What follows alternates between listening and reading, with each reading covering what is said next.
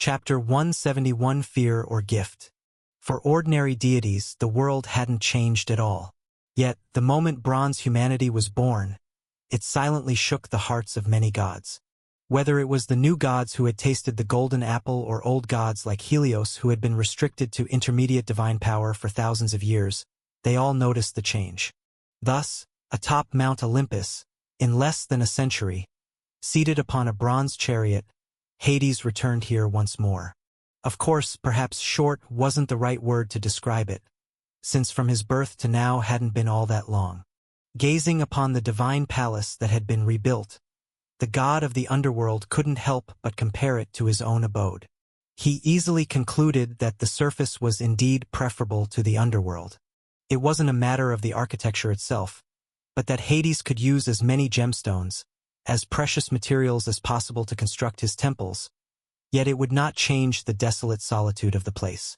He himself didn't care, but since all the other gods cared, he reluctantly had to start caring as well.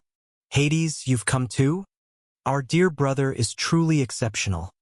He always manages to create something out of the ordinary. Thankfully, he didn't hide this time. Otherwise, no one would know to what realms he would have stealthily traveled. Even from afar, the booming voice of Poseidon carried over. Following the sound, Hades looked towards the south, where the Sea Emperor was flying alone toward Mount Olympus. This was a good thing, after all. Just before, the Lord of the Underworld had worried Poseidon would bring along his sea god kinsman. Fortunately, at least when it came to monopolizing, his brother had never disappointed. Stop wasting time, Poseidon. Our sisters are there too. Don't keep them waiting too long. Concise and to the point, Hades had no intention of saying more. He led the way into the grand hall where matters were discussed, and seeing this, the Sea Emperor promptly followed suit. Behind them, Helios, who had just finished parking his sun chariot, also rushed in. In fact, if it wasn't for the importance of the sun's presence to the mortals, making it impossible to leave him out, the divine king would have preferred not to invite this titan deity to join the Feast of Division.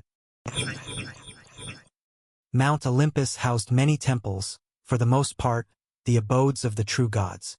However, near the peak, the divine king had ordered the construction of a palace where the gods could resolve disputes and discuss matters. He named this temple Richt, meaning place of justice and honesty. Today, following Zeus's summons, gods of intermediate divine power or greater gathered. Many of them possessed even more formidable divine power. They all knew the purpose of their congregation, for the newly born humanity. Prometheus was the exception. As the creator of bronze humanity, he was permitted to join this meeting and even took a seat close to the front. Before this, no one understood faith, nor knew where this power originated, or why feeble humans suddenly came to possess such ability. Prometheus himself didn't know, but at least he'd had close contact with the golden humanity, which was the reason for his seat here. Ladies and gentlemen, sitting at the highest place, Zeus spoke with increasing authority. As the last participant entered the great hall, he slowly began. The faith of humans can enhance divine power, a fact proven in the Golden Age. Sadly, due to various reasons, the gods of that time didn't pay much attention to this matter. The faith of the golden humanity was sparse. Zeus heard about this from Prometheus. But the divine king felt that aside from their thought patterns having been altered, there might be other reasons. For instance, his father god might have secretly done something, absorbing enough power to benefit himself. Unfortunately, the divine king had no knowledge of this. Thankfully, the son of Iapetus, the forethinker, has created bronze humanity. Based on his suggestion, the souls of the new humans are naturally formed, prompting us to pay attention to this secret.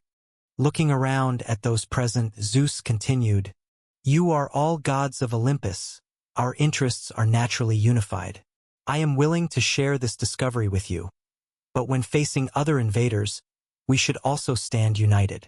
The divine king was well aware that among all the powerful divine beings of the world, probably only his sister Hestia was truly willing to fight unconditionally on his side.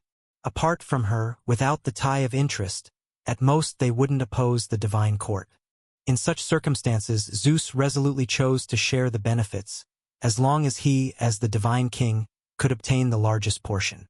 And swiftly too, firmly too, he wanted to acquire enough faith before his foster father, before the primordial gods noticed.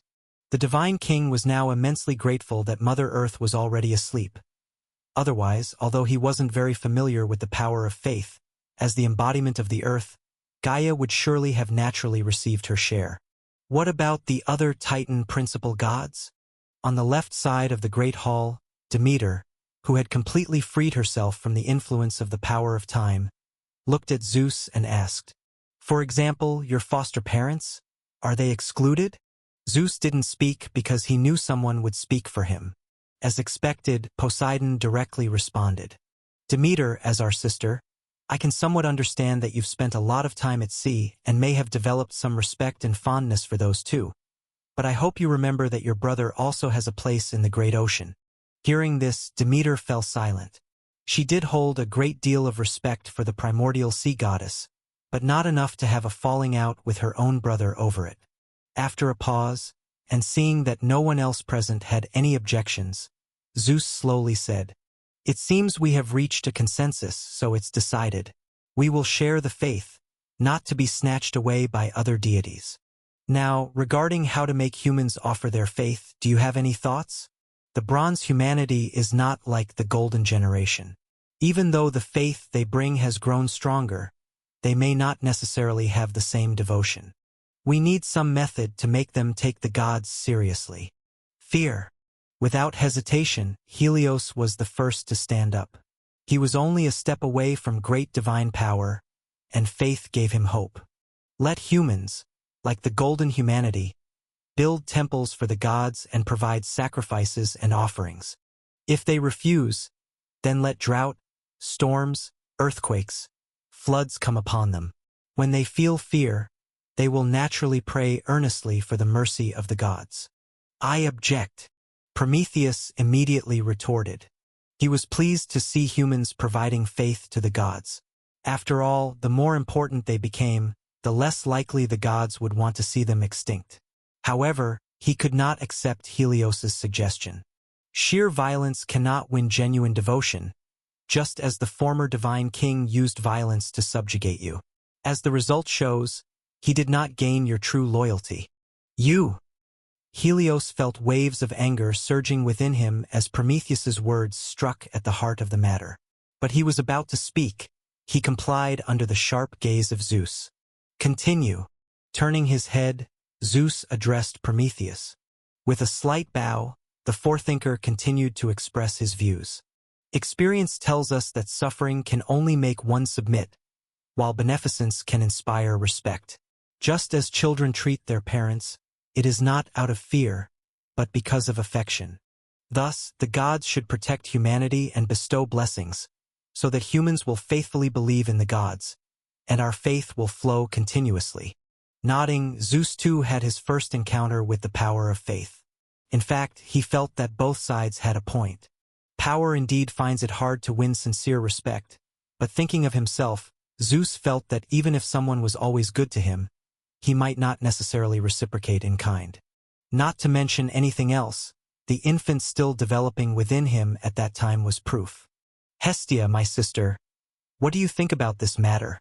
Somewhat unexpectedly, Zeus suddenly asked for her opinion, but the goddess of the hearth and protector rose to express her views. "I think anything forced upon others is unreasonable. If it were me, I would tell humans that those who believe in me could gain protection, receive blessings. The more devout they are, the more I will give in return. Those who don't believe in me, I won't punish, but will leave to their own devices. However, if they dare to desecrate the divine, to speak ill, then I too will bring disasters upon them. Since the gods have given humans free will, we should abide by it. Otherwise, the faith brought by the golden humanity would not have been so weak in the past, and this might be the warning that the world gives to the divine beings." Chapter 172 The myth begins henceforth. "You truly are kind and wise." Once Hestia had finished speaking, Prometheus couldn't help but praise her. The gods nodded in agreement, recognizing it as a great idea, but Hades, who had been silent, expressed a different opinion. "My sister, your idea is commendable, But how do we measure the proper degree here? Unless mortals stand directly before us, we simply cannot judge to what extent a particular human is devout or faithless. Nowadays, the power of the deities on earth has been limited. Moreover, if a devout human is willing to sacrifice everything for the gods and asks for divinity to achieve eternal life, is that equivalent? For mortals, he has given up everything. But to the gods, no matter how devout a person is, he could never equate to divinity. The great hall fell silent once again. It had to be admitted, the words of the king of the underworld made sense. The divinity that grants eternal life to a being is trivial to a god. But the divinity that grants eternity to 100 people would injure even the principal god's mighty divine power. Lady Themis. In the silence, the divine king spoke. You are the arbiter of justice, the overseer of righteousness. So I hope to invoke the power of the golden scales to make a judgment on this matter. I have no objections, said the goddess of justice, nodding. But even the golden scales cannot measure the magnitude of faith. This wondrous power seems beyond the influence of a divine artifact. Thus, if you wish to place human devotion on one side of the scales, you would need something more representative of devotion. The divine king furrowed his brow, hesitating. If faith itself was immeasurable, and the gods could not personally sense it in the mortal realm one by one, how could they come to know the purity of a mortal's faith? Then let's measure it by the sacrifices they offer to the gods, Prometheus suddenly proposed. If a person is willing to offer more to the gods than what he keeps for himself, then such a person must be devout. For such devout mortals, it is only natural for the gods to respond, to encourage more humans to learn from him. Not bad. Zeus's expression relaxed, finding the idea reasonable. This was the gods' first venture into the realm of faith. Lacking experience, they could only attempt to navigate it as best as they could. Let it be so. Those who believe in the gods shall be rewarded according to their level of devotion. The non-believers, meanwhile, shall be left to their own devices. As the divine king, I make my promise here first. For those who believe in me, there is little I cannot grant. What mortals can gain from me solely depends on the degree of their devotion. Zeus made his promise first, cautiously avoiding specific commitments. As the guardian of oaths, his words naturally held sway. This deliberately vague phrasing was also to his benefit, allowing him to adjust his approach according to the situation. Then I shall permit the devout to kindle flames. The authority of guardianship shall henceforth accompany the fire, keeping the calamities of the world at bay. Hestia followed with her promise, and though her authority of fire concerned only the material act of burning, the guardianship could endow it with additional meaning.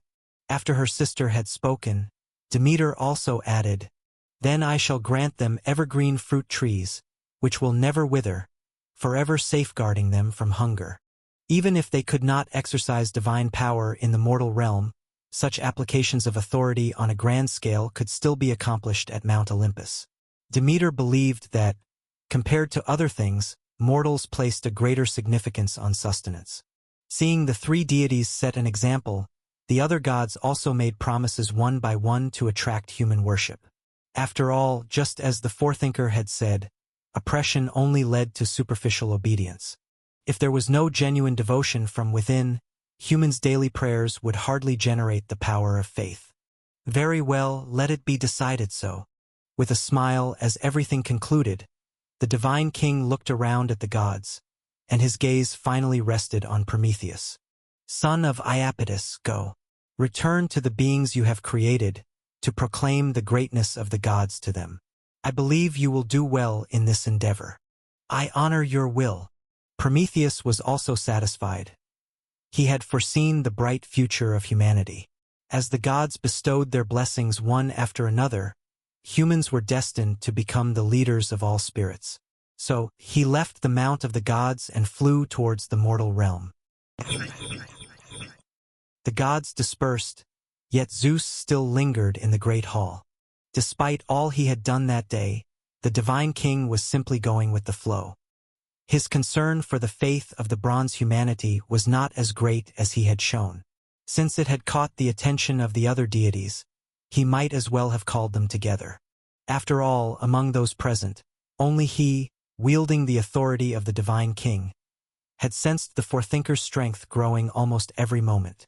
Although this was also related to his own weakness in divine power, such a rate of increase was still too fast.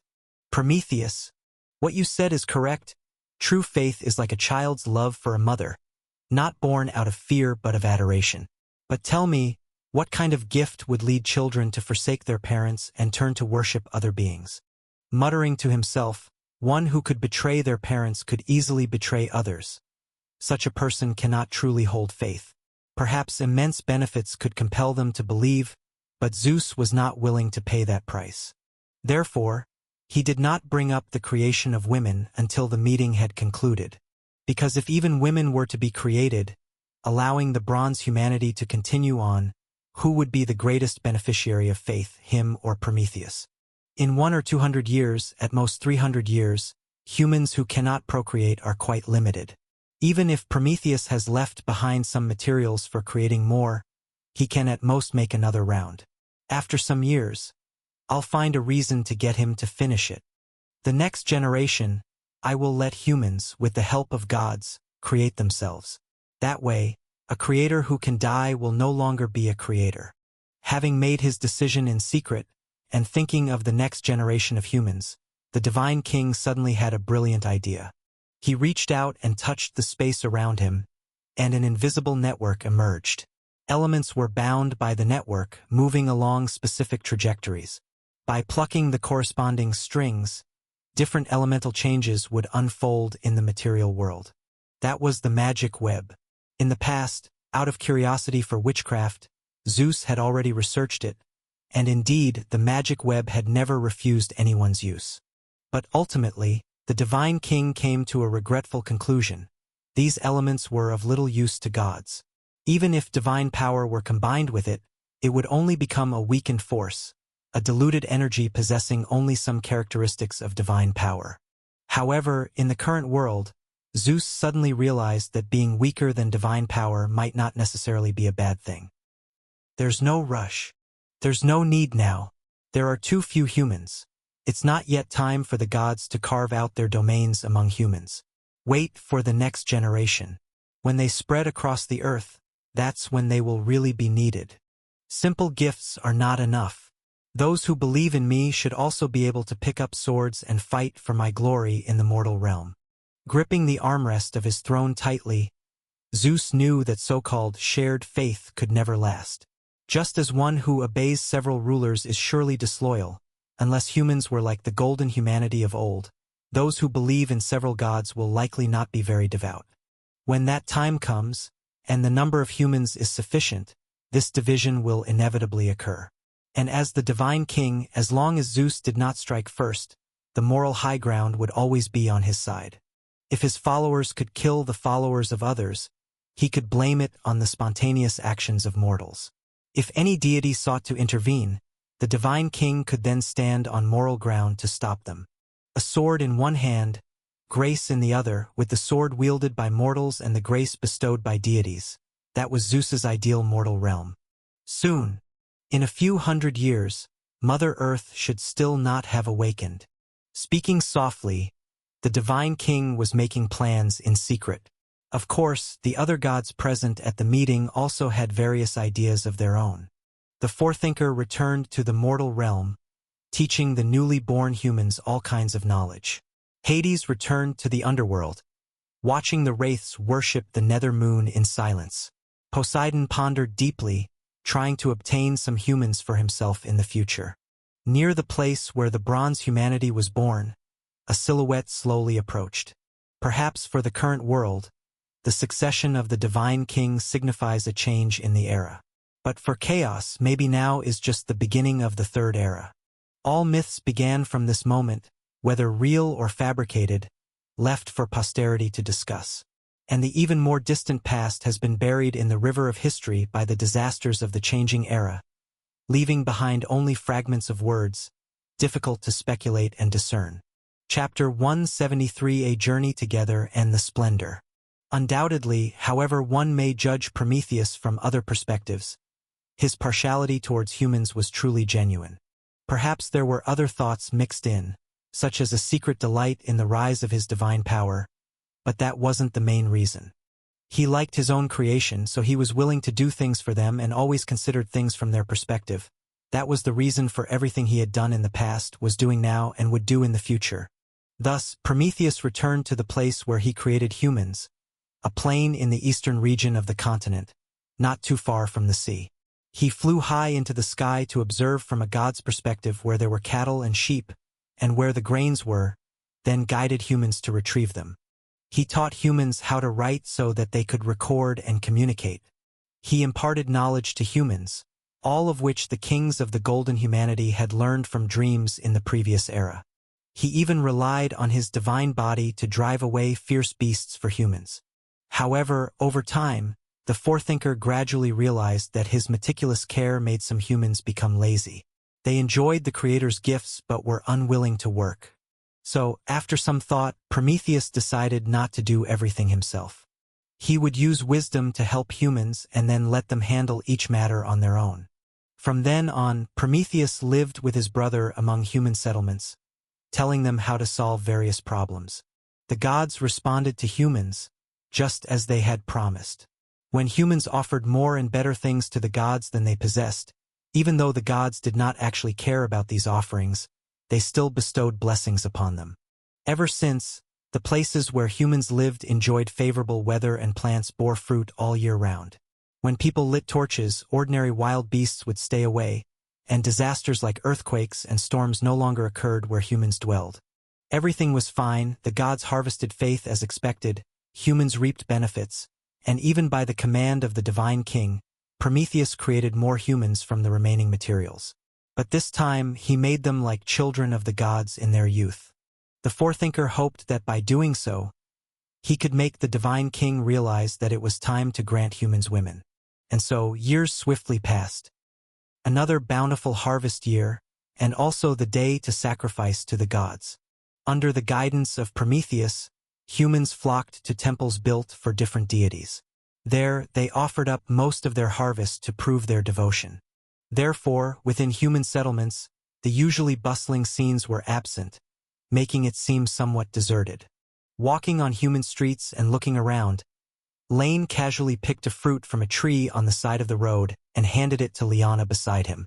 The loyal angel received the fruit but held it in her arms without any intent to eat it. "Liana, don't always be so stern. Don't you think this place is interesting?" She shook her head slightly, looking at the trees around her laden with ripe fruit.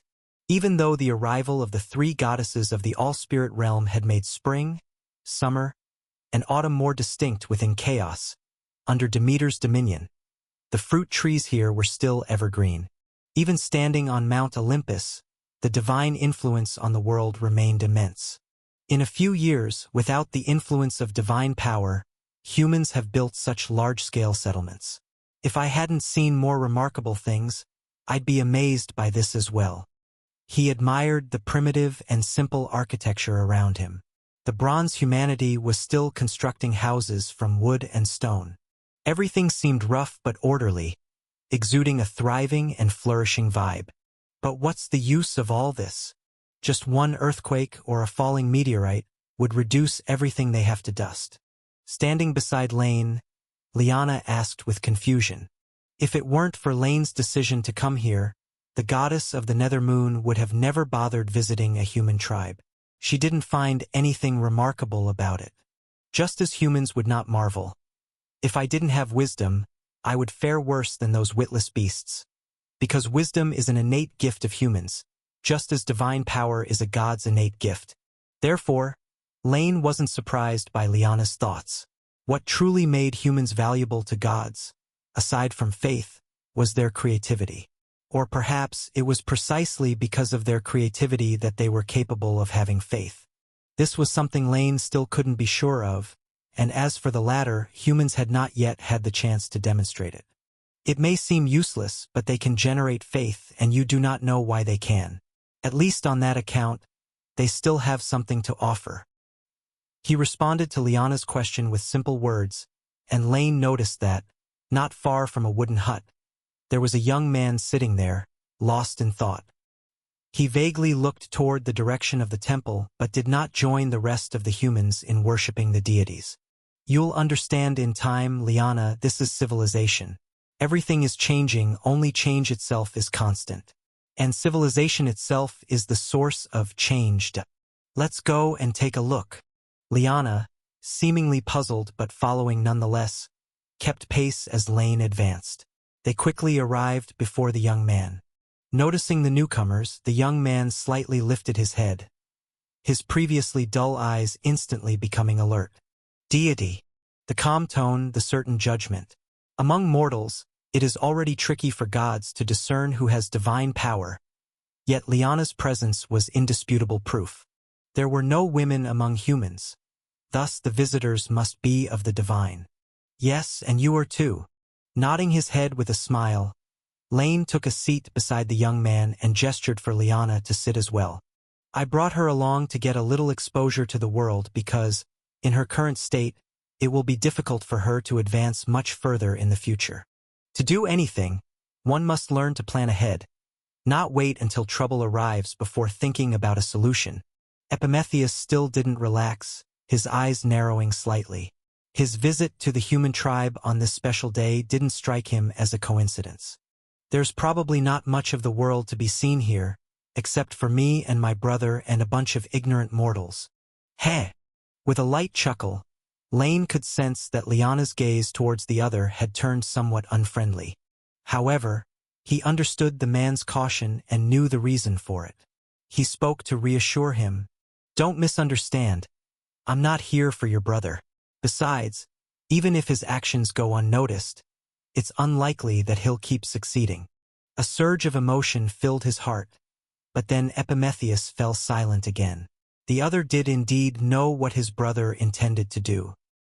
He shouldn't remain indifferent, but as Lane said, even if this attempt were avoided, Prometheus couldn't succeed forever. In the endless time of the deities, if anything is possible, it's destined to happen, and that's what he always believed. Epimetheus had not supported Prometheus's actions from the start, but the latter clearly didn't care about his foolish younger brother's advice. Over the years, watching humans offer the finest parts of cattle and sheep to the gods, and the best grains as tribute, at first, he felt it was only right. But as time went by, living and eating with humans, Prometheus started feeling imbalanced. The blessings granted by deities were just a minor exercise of authority, barely affecting their power, but the tributes from humans were tangible, and more for the gods meant a significantly worse life for them.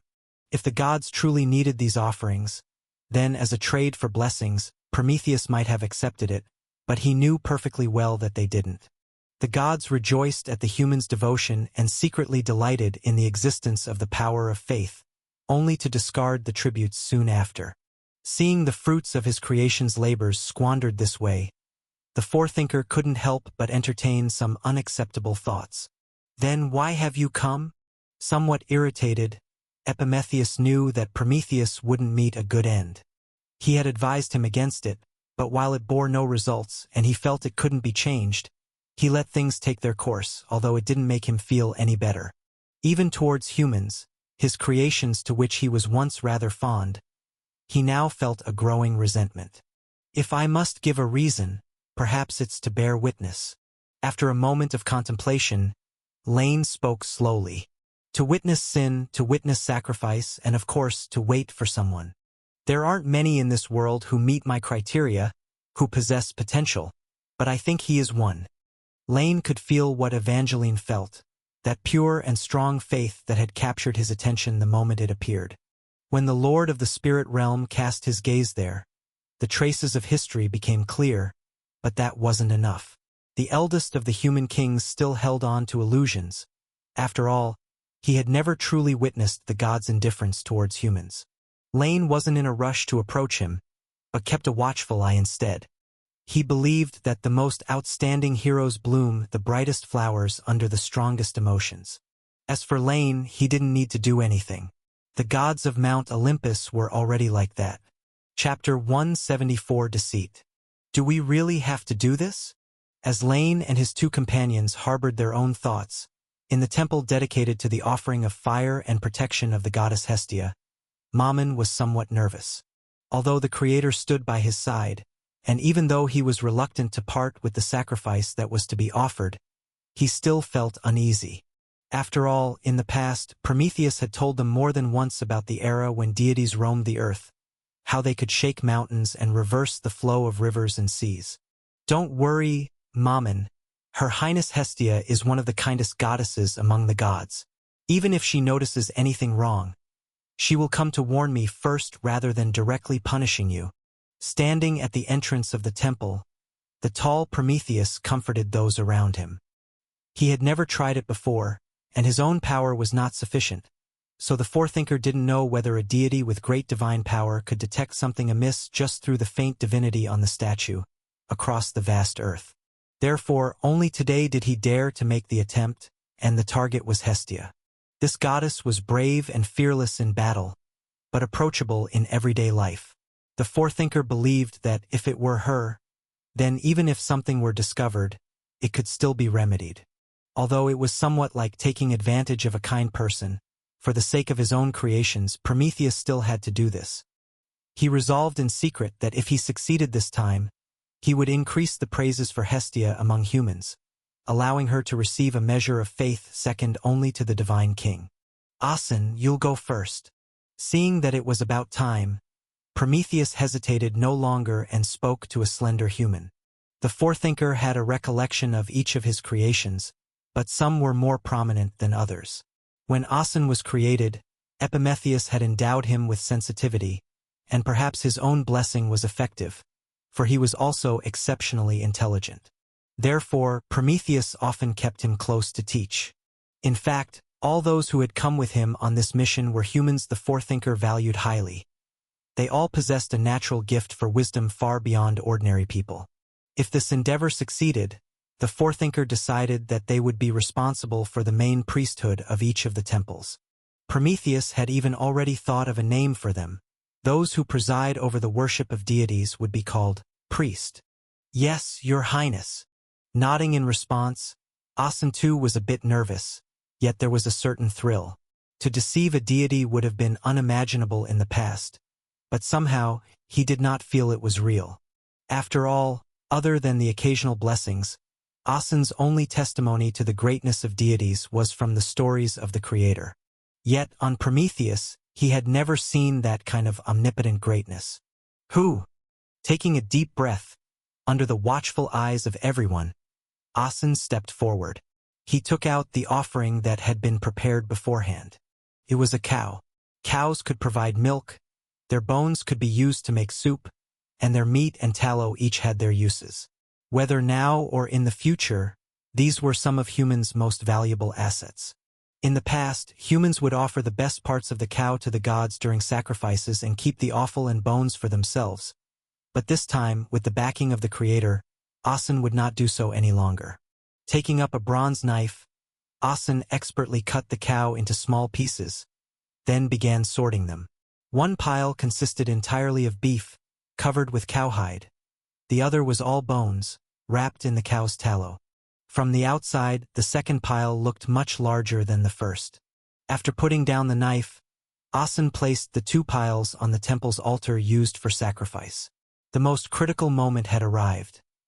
His heart pounded, yet for some reason, there was a sense of excitement. Kneeling on the ground, Asen chanted loudly, "O immortal one of Olympus, Hestia, sacred Hestia, I shall sing praises to you loudly. O daughter of the majestic Cronus, holy goddess, bountiful daughter of Rhea, keeper of the sacred fire. That is you, noble Hestia, eldest daughter of Cronus and Rhea, the oldest of the Olympian gods. You are forever chaste. You are the glorious and sacred flame. You are the guardian of serenity. Oh, glorious goddess, listen to my song. Myself and other hymns shall remember you." Rustic poetry, clear in meaning. As the hymn came to an end, Asen seemed to feel an invisible gaze coming from the statue. It was the gaze of the goddess through the divine and faith imbued in the statue. He had felt it more than once before. Bearing his nervousness, Asen worshipped the deity as usual, pleading for blessings. He told the god about the hardships of his labors but still willingly offered all for the divine. In the end, he walked to the altar and brazenly took the smaller portion of the beef, leaving behind the larger ones. Time ticked away until Prometheus signaled the next person to step forward and make an offering, and nothing happened. It seems the result is a success. My guess was correct. The gods are discerning, but they cannot possibly come down to the mortal world to check personally, so there are naturally some oversights. When everything was over, the forethinker was all smiles. He looked at the humans gathered around him and spoke with some delight. Then let's follow today's process in the future. You each will be responsible for a temple. Mammon, Asen, the temple of the Divine King is the most important, so the two of you will take care of it together. From now on, the sacrifices will be made by you, not every person who comes to worship.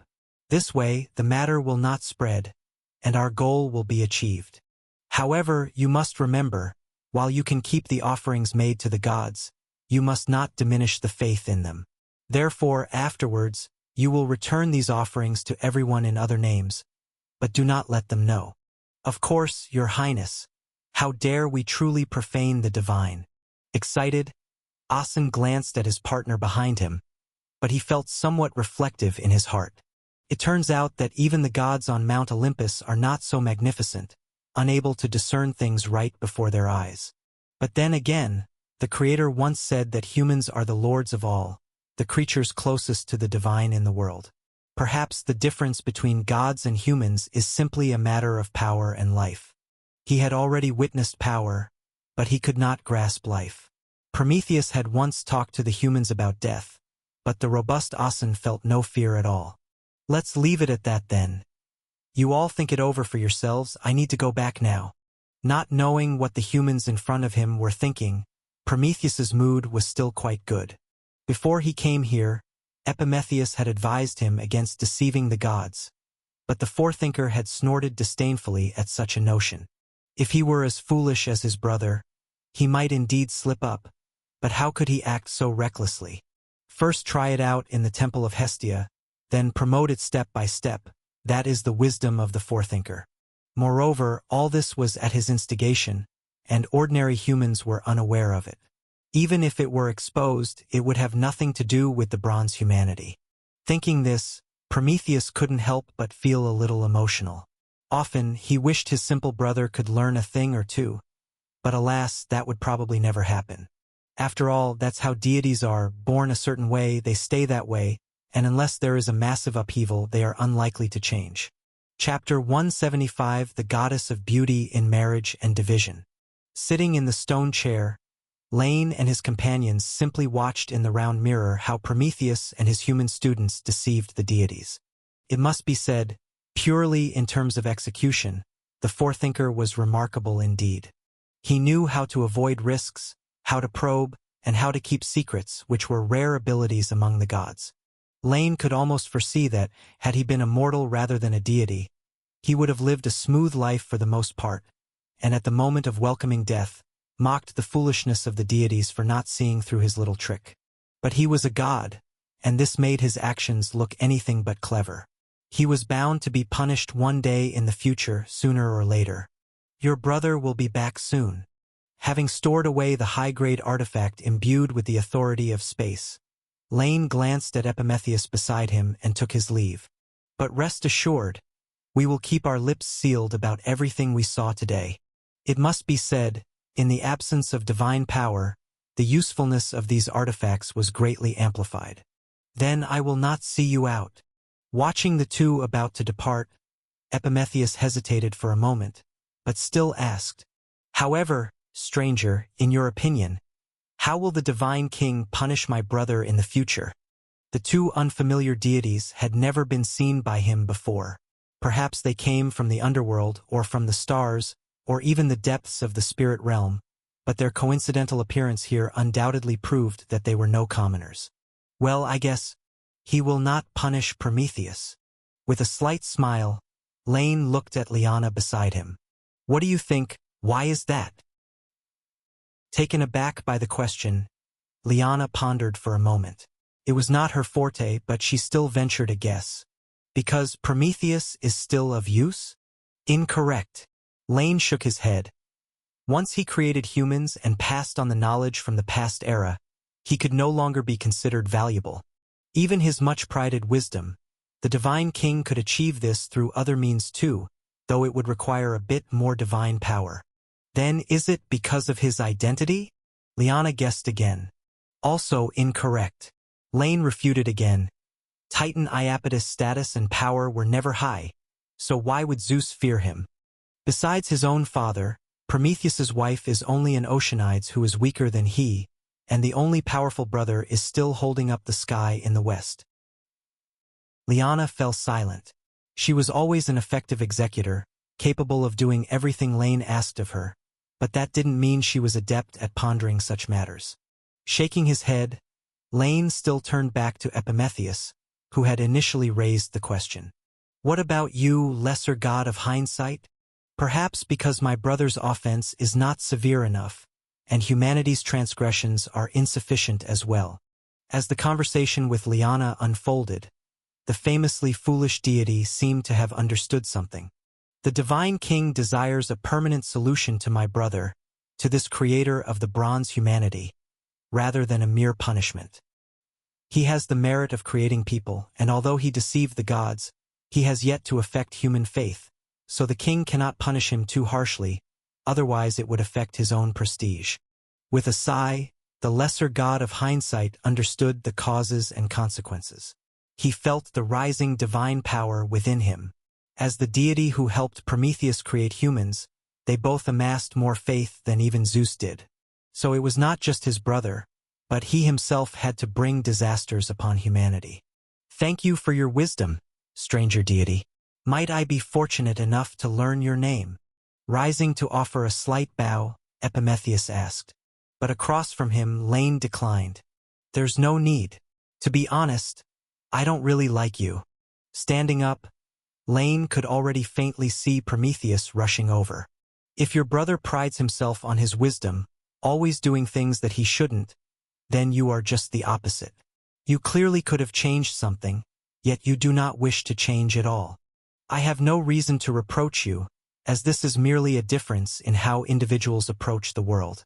But a deity like you, who may well care only for himself, is certainly not what I need, the kind of life capable of accomplishing extraordinary feats. Gently shaking his head, Lane signaled to Liana, then turned to leave. Behind him, Epimetheus seemed to want to say something but in the end held back. Just as the stranger deity said, in the past, he seemed to have advised Prometheus, advised Atlas, but it was only superficial. Matters unaddressed, awaiting destiny's command, would be the perfect description of him. Perhaps feeling that his own abilities were limited and unable to bring about change, he opted to simply drift along, saving himself only. Alas! Epimetheus sighed and leaned back in his chair, lost in thought once again. It's truly incomprehensible yet logically sound. Walking on the well-trodden dirt road, Lane was somewhat reflective. Regarding why Prometheus would do such a thing, he was initially baffled. Had the forethinker never considered that a deity might whimsically descend to the mortal world to witness the mortals' worship firsthand? Chapter 176. But upon careful reflection, Lane found that the relationship between the gods and humans of chaos seemed just like that. The fire thief who deceived the Divine King, the king who feasted on his own child, the mortal who brazenly claimed his skill surpassed that of the deities.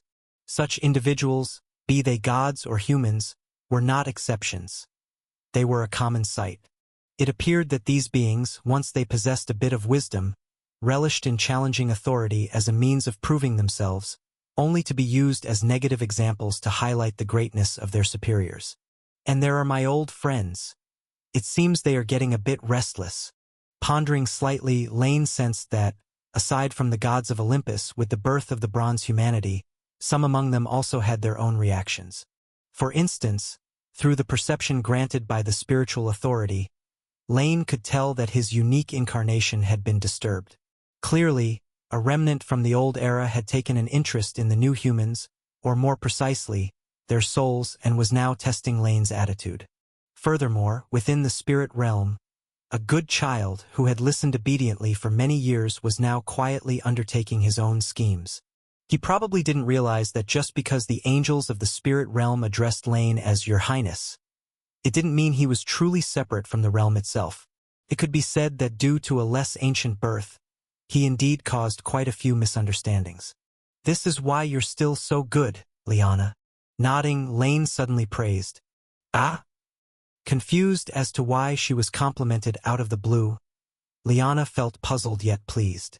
"I will continue to worship you as I always have, Your Highness." "Hee, good." With a light chuckle, Lane responded. Under the effect of secrecy, the two of them brushed past Prometheus, who hurried back. This wise foreseer had already seen his brother waiting in the distance. He approached the other with a smile, completely unaware that right next to him, two ancient gods had just passed by and then blended into the crowd dispersing from the sacrifice. He just tilted his head, feeling that he might have missed something, but soon dismissed it as an illusion. Since the first act of deceiving the deities, the role of priest was born among the bronze humanity. In the past, sacrifices to the gods were performed individually by the bronze humans, but now, the priests appointed by the Creator had taken on this responsibility. They just needed to offer up enough sacrifices. The bronze humans were satisfied with this arrangement because the priests saved them time and often bestowed food or other things on their behalf. The deities were also satisfied since the unified rituals performed by the priests certainly saved them time and energy. The priests themselves were satisfied too, for from then on they didn't have to labor, merely keeping the shared secret. Although among them some were still concerned, fearing that one day the gods would uncover the truth, ultimately no one objected. Thus, starting that year, under the manipulation of the priests, the bronze humanity began to subtly reduce the offerings to the deities. But, on the surface, the sacrifices seemed more plentiful than ever. Since ordinary humans were unaware of this secret, their faith in the deities didn't change drastically. As a result, human life became ever more prosperous, and the gods' blessings were unceasing. The priests couldn't help marveling at the Creator's wisdom, a simple trick that constantly bore fruit due to the deity's disdain for mortal matters. Time passed until one day, perhaps nudged by the goddess of justice's counsel or a spontaneous warning from the throne of the divine king, Zeus suddenly announced atop Mount Olympus that he would wed his sister, Hera, the goddess of fertility. The ceremony would be witnessed by the master of law, and he, in the name of the divine king, would share his divine authority with the new heavenly empress, including his thunder, without exception. The relationship between the divine king and his sister was not without its signs. In fact, recently, had it not been for the accidental discovery of a cult of faith, this love affair of the divine king would have been of paramount concern to all the deities. In recent years, as Zeus's throne became increasingly stable, he began to act more freely, no longer as cautious as before, moving between more than one goddess. Therefore, while his sudden marriage to Hera was surprising, it wasn't entirely inconceivable. Compared to that, the promise made by the divine king was an even greater surprise to the deities, Hera included. Initially, she was actually unwilling to accept this relationship, until, after being cunningly possessed by the divine king, Hera accepted the situation, albeit reluctantly. But the promise Zeus made immediately afterward thoroughly moved her, for to a divine king, nothing symbolized his affection more than relinquishing his power. "Under my witness, you two shall share each other's divine authority. No matter how the future may change, this oath shall remain eternal." Within the grand hall of Mount Olympus, standing above, the goddess of law held the golden scales in her hand and spoke with a solemn face. Unlike before, at Zeus's request, the divine power of the king was now bestowed upon the divine artifact, coupled with the vast divine power of Themis, enabling this artifact, which weighed all things, to unleash unprecedented might. At this moment, as the words left the goddess's mouth, an invisible force stretched out from both sides of the scales, connecting to the two deities before her. Chapter 177. One was the king of all gods, and the other was naturally his sister. Hera, stepping in golden shoes, wearing a golden crown adorned with lily edges, her long hair draping down from the crown on both sides, resting on her bare arms. In later times, the epithet white-armed Hera would be widely known, just as the heavenly empress's fierce and jealous reputation. But now, she was still a young goddess basking in the joys of marriage. "Yes, under your witness, I am willing to do so." She nodded, and her golden crown swayed. As Hera's voice fell, an unseen force along an invisible connection placed her fertility divine power on one side of the scales. "Of course, fair arbiter, under your witness, I will share my divine authority with my future queen of gods." He likewise promised, and when the divine king lifted his restrictions, his sovereignty and thunder powers along the connection were placed on the other side of the scales. In an instant, the golden balance wobbled, visibly dipping on Zeus' side. The divine king possessed evidently more than Hera, so moments later, it fairly returned the excess to its master until balance was regained. "If that is so, then I bless your marriage to be eternally abiding." The voice was not loud, but the goddess of law's words seemed to possess a power that resonated with the divine power present on both the divine king and the queen of gods and turned into a new law. This was more a mandate than a blessing. When the goddess in charge of fertility took her place, the marital order was also perfected. It had no power on its own, but the act of the divine king and queen of gods sharing power endowed it with strength. From then on, marriage would bind the couple with ties, rather than in name alone as in the past. They would influence each other, but the weaker party would be subject to the stronger. With Themis's proclamation, the powers on both sides of the scales overlapped, then split in two, flying back to their respective masters. This act was akin to a subgod borrowing godhood, yet not exactly, for there was no hierarchy between these two deities. It was a grand achievement accomplished with the special power of the divine king and queen of gods. Henceforth Zeus could access fertility, and Hera could command thunder. The assembled deities were surprised by the deep affection of the divine king, unable to help but remark that although Zeus was known for his amorous nature, his love for Hera must be sincere. Only the goddess of law perceived the subtle hint. Her own nephew was not such a person. If he was willing to share his own portion of divine authority, it must be because he was gaining more. Fertility. Thinking of this, Themis also found some solace. If it could be affected by human intervention, perhaps that would not be a bad thing. At least this way, the bloodshed between the divine king and his offspring might be averted. With a clear chime, the queen of gods firmly took her position. Hera's somewhat youthful face proudly glanced over the deities, especially lingering on a few goddesses. She was aware that Zeus had relations with other goddesses, such as the dark-clothed Leto, but now she didn't care. Zeus had shared his divine authority with her, and to a divine king, that was more important than anything else. What's that? Just as he was preparing for a grand banquet to commemorate the day, Zeus suddenly looked towards the east. A new deity? His divine authority faintly reacted, seemingly related to another former divine king. With a bit of speculation, Zeus identified the only target. Uranus, where the blood that birthed the three Furies was about to give rise to a new deity, something he had long known. Zephyrus, the embodiment of the west wind. So standing on the high dais, Zeus smilingly said, "In the great sea to the east, because of my marriage to Hera, a new deity is about to emerge. Please invite her to Mount Olympus, where she rightfully belongs." "Yes, your majesty." Bowing respectfully, though somewhat discontent with running errands on such a day, Zephyrus did not show it. He transformed into an invisible current of air and headed east, while behind him, Zeus announced the start of the feast. "Sister, what's the matter with you?" At the divine king's wedding feast, the gods began to revel. Yet in a secluded spot of the temple, a goddess surrounded by three other goddesses suddenly wore a ferocious expression. Her hand was embedded tightly into the flesh, her anger boiling as she looked at the new heavenly empress, adored and elevated by all. Of course, there was also fear and anxiety. "It's nothing." With a forced smile, for Hera becoming the heavenly empress, Keto indeed had been mentally prepared, and she was not angry because of this.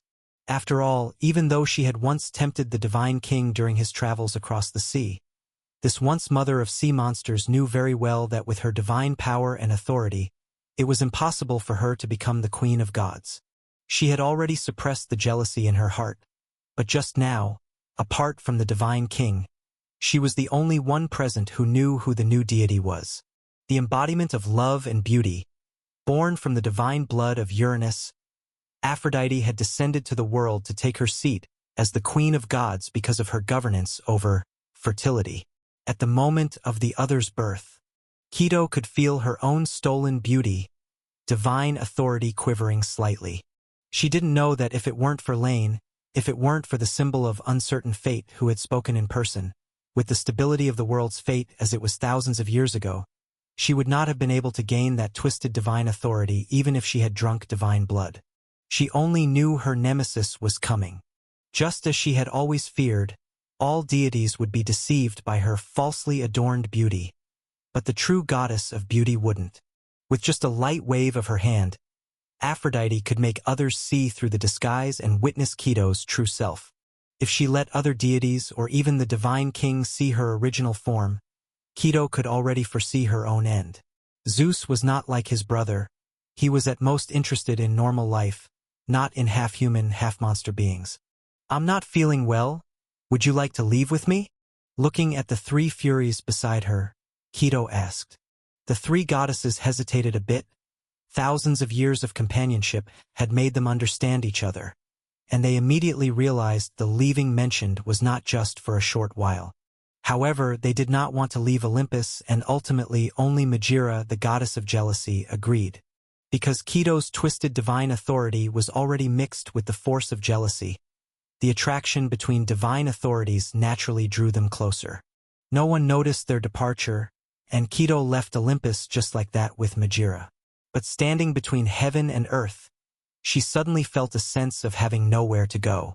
She did not want to live in seclusion. She enjoyed adoration and fine food, but apart from Olympus, where else could satisfy her? If the Divine King of Olympus can't accommodate you, then how about you join us? Who? With a fierce shout, Keto swiftly turned around. The newcomer did not hide his tracks. Behind her, a young man with a handsome appearance stood there. "Who are you, to dare speak such words around the mountain of the gods?" Divine power circulated within her body, and Keto was ready for a confrontation. But the stranger seemed to have no intention of fighting. His smile was friendly, easing Keto's guard slightly. Looking at the distant Olympus that touched the sky, the young man slowly said to Keto, "Don't rush, madam. My name is Mephisto, and our meeting today is but a coincidence. I wasn't here for you specifically, but for another purpose. However, I think that due to an encounter not sought by fate, perhaps I could solve the worries you have at the moment. But let's discuss the specific details on the way. This place is still too close to Olympus. To be honest, I haven't seen that deity who favors humans in a long time. Under his care, I wonder how manageable the bronze humanity really is." After a smile, the young man who called himself Mephisto gestured with his hands. Then, with his back to Keto, flew towards the farther east. Watching his retreating figure, Keto hesitated for a moment, but ultimately, she did not make a move and instead followed him. Unless she hid herself in the underworld or in the depths of the stars forever, she would have to deal with the goddess of beauty eventually, but Keto did not want to go to those places. The barrenness of the underworld, the emptiness of the stars, all were well known among the gods, and if she had no choice, perhaps she would have resigned to her fate. But now that she had unexpectedly encountered this fellow, Keto was at least willing to listen to what he had to say. Chapter 178. Plundering Souls. Unlike the present world, where chaos reigns supreme in the realms beyond, time is always blurred. Perhaps it flows quickly, perhaps slowly, with no certainty. Even with the birth of order within chaos, it could only slow this fluctuation and anchor it, rather than completely erase it. Thus, thousands of years have passed since the great serpent that encircled the courtyard began its slumber, and its spirit walked the world in human form. There are no living creatures in the courtyard because its master forbids it. No being worthy of entry exists here, making this the only realm within the 9 hells devoid of demons. In the sky of this realm, islands float above. Most are vacant, preserved in their primordial state. Only the one in the center has a modestly styled cottage that seems out of place with a title as grand as the center of a realm.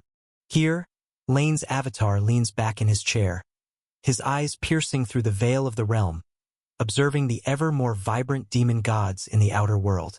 The mother of demons has yet to emerge because the existence of the 9 hells has diverted some of the nourishment meant for her. But the chaos of the abyss paid no mind to this, having already set its creations on their destined paths. Therefore, what could be guessed as the belly began to swell, with a portion of power flowing into it. Of course, Lane really couldn't recognize Moya's bodily structure. He only speculated that it was the mother of Demon's belly based on the bulge. That is, if Moya indeed used her belly to gestate her offspring. How many demon gods of the first descent will there be? Like the Titans, 12? The voice came from beside him, unnoticed, Asmodeus had joined him at the stone table of the cottage. The barrier of the realm couldn't shield him either. As he gazed upon his future nemesis, the Lord of the 9 hells calmly inquired. Instinct told him that the moment Moya awoke would signal the birth of the first abyssal demon lords. No, there will likely be only 6. The present world is unified, so having 12 is justifiable. But Tartarus is merely the heart of the world beyond. 6 is more fitting for its stature. In fact, I am still doubtful that, aside from Moya, a former Titan, the demon gods she births will retain the essence of immortality. Of course, all of this is speculation. Having more might not be a bad thing. After all, there is only so much power. It can create 6 mighty original demon gods, but hardly 12. Forcing the issue could weaken itself. He took a sip from his cup. Lane wasn't surprised by Asmodeus's arrival. He had been aware. Just as he couldn't enter the other 6 realms without the others' consent, they couldn't freely come and go from his realm either. The greatest link between them was that the foundation of the 9 hells was still united.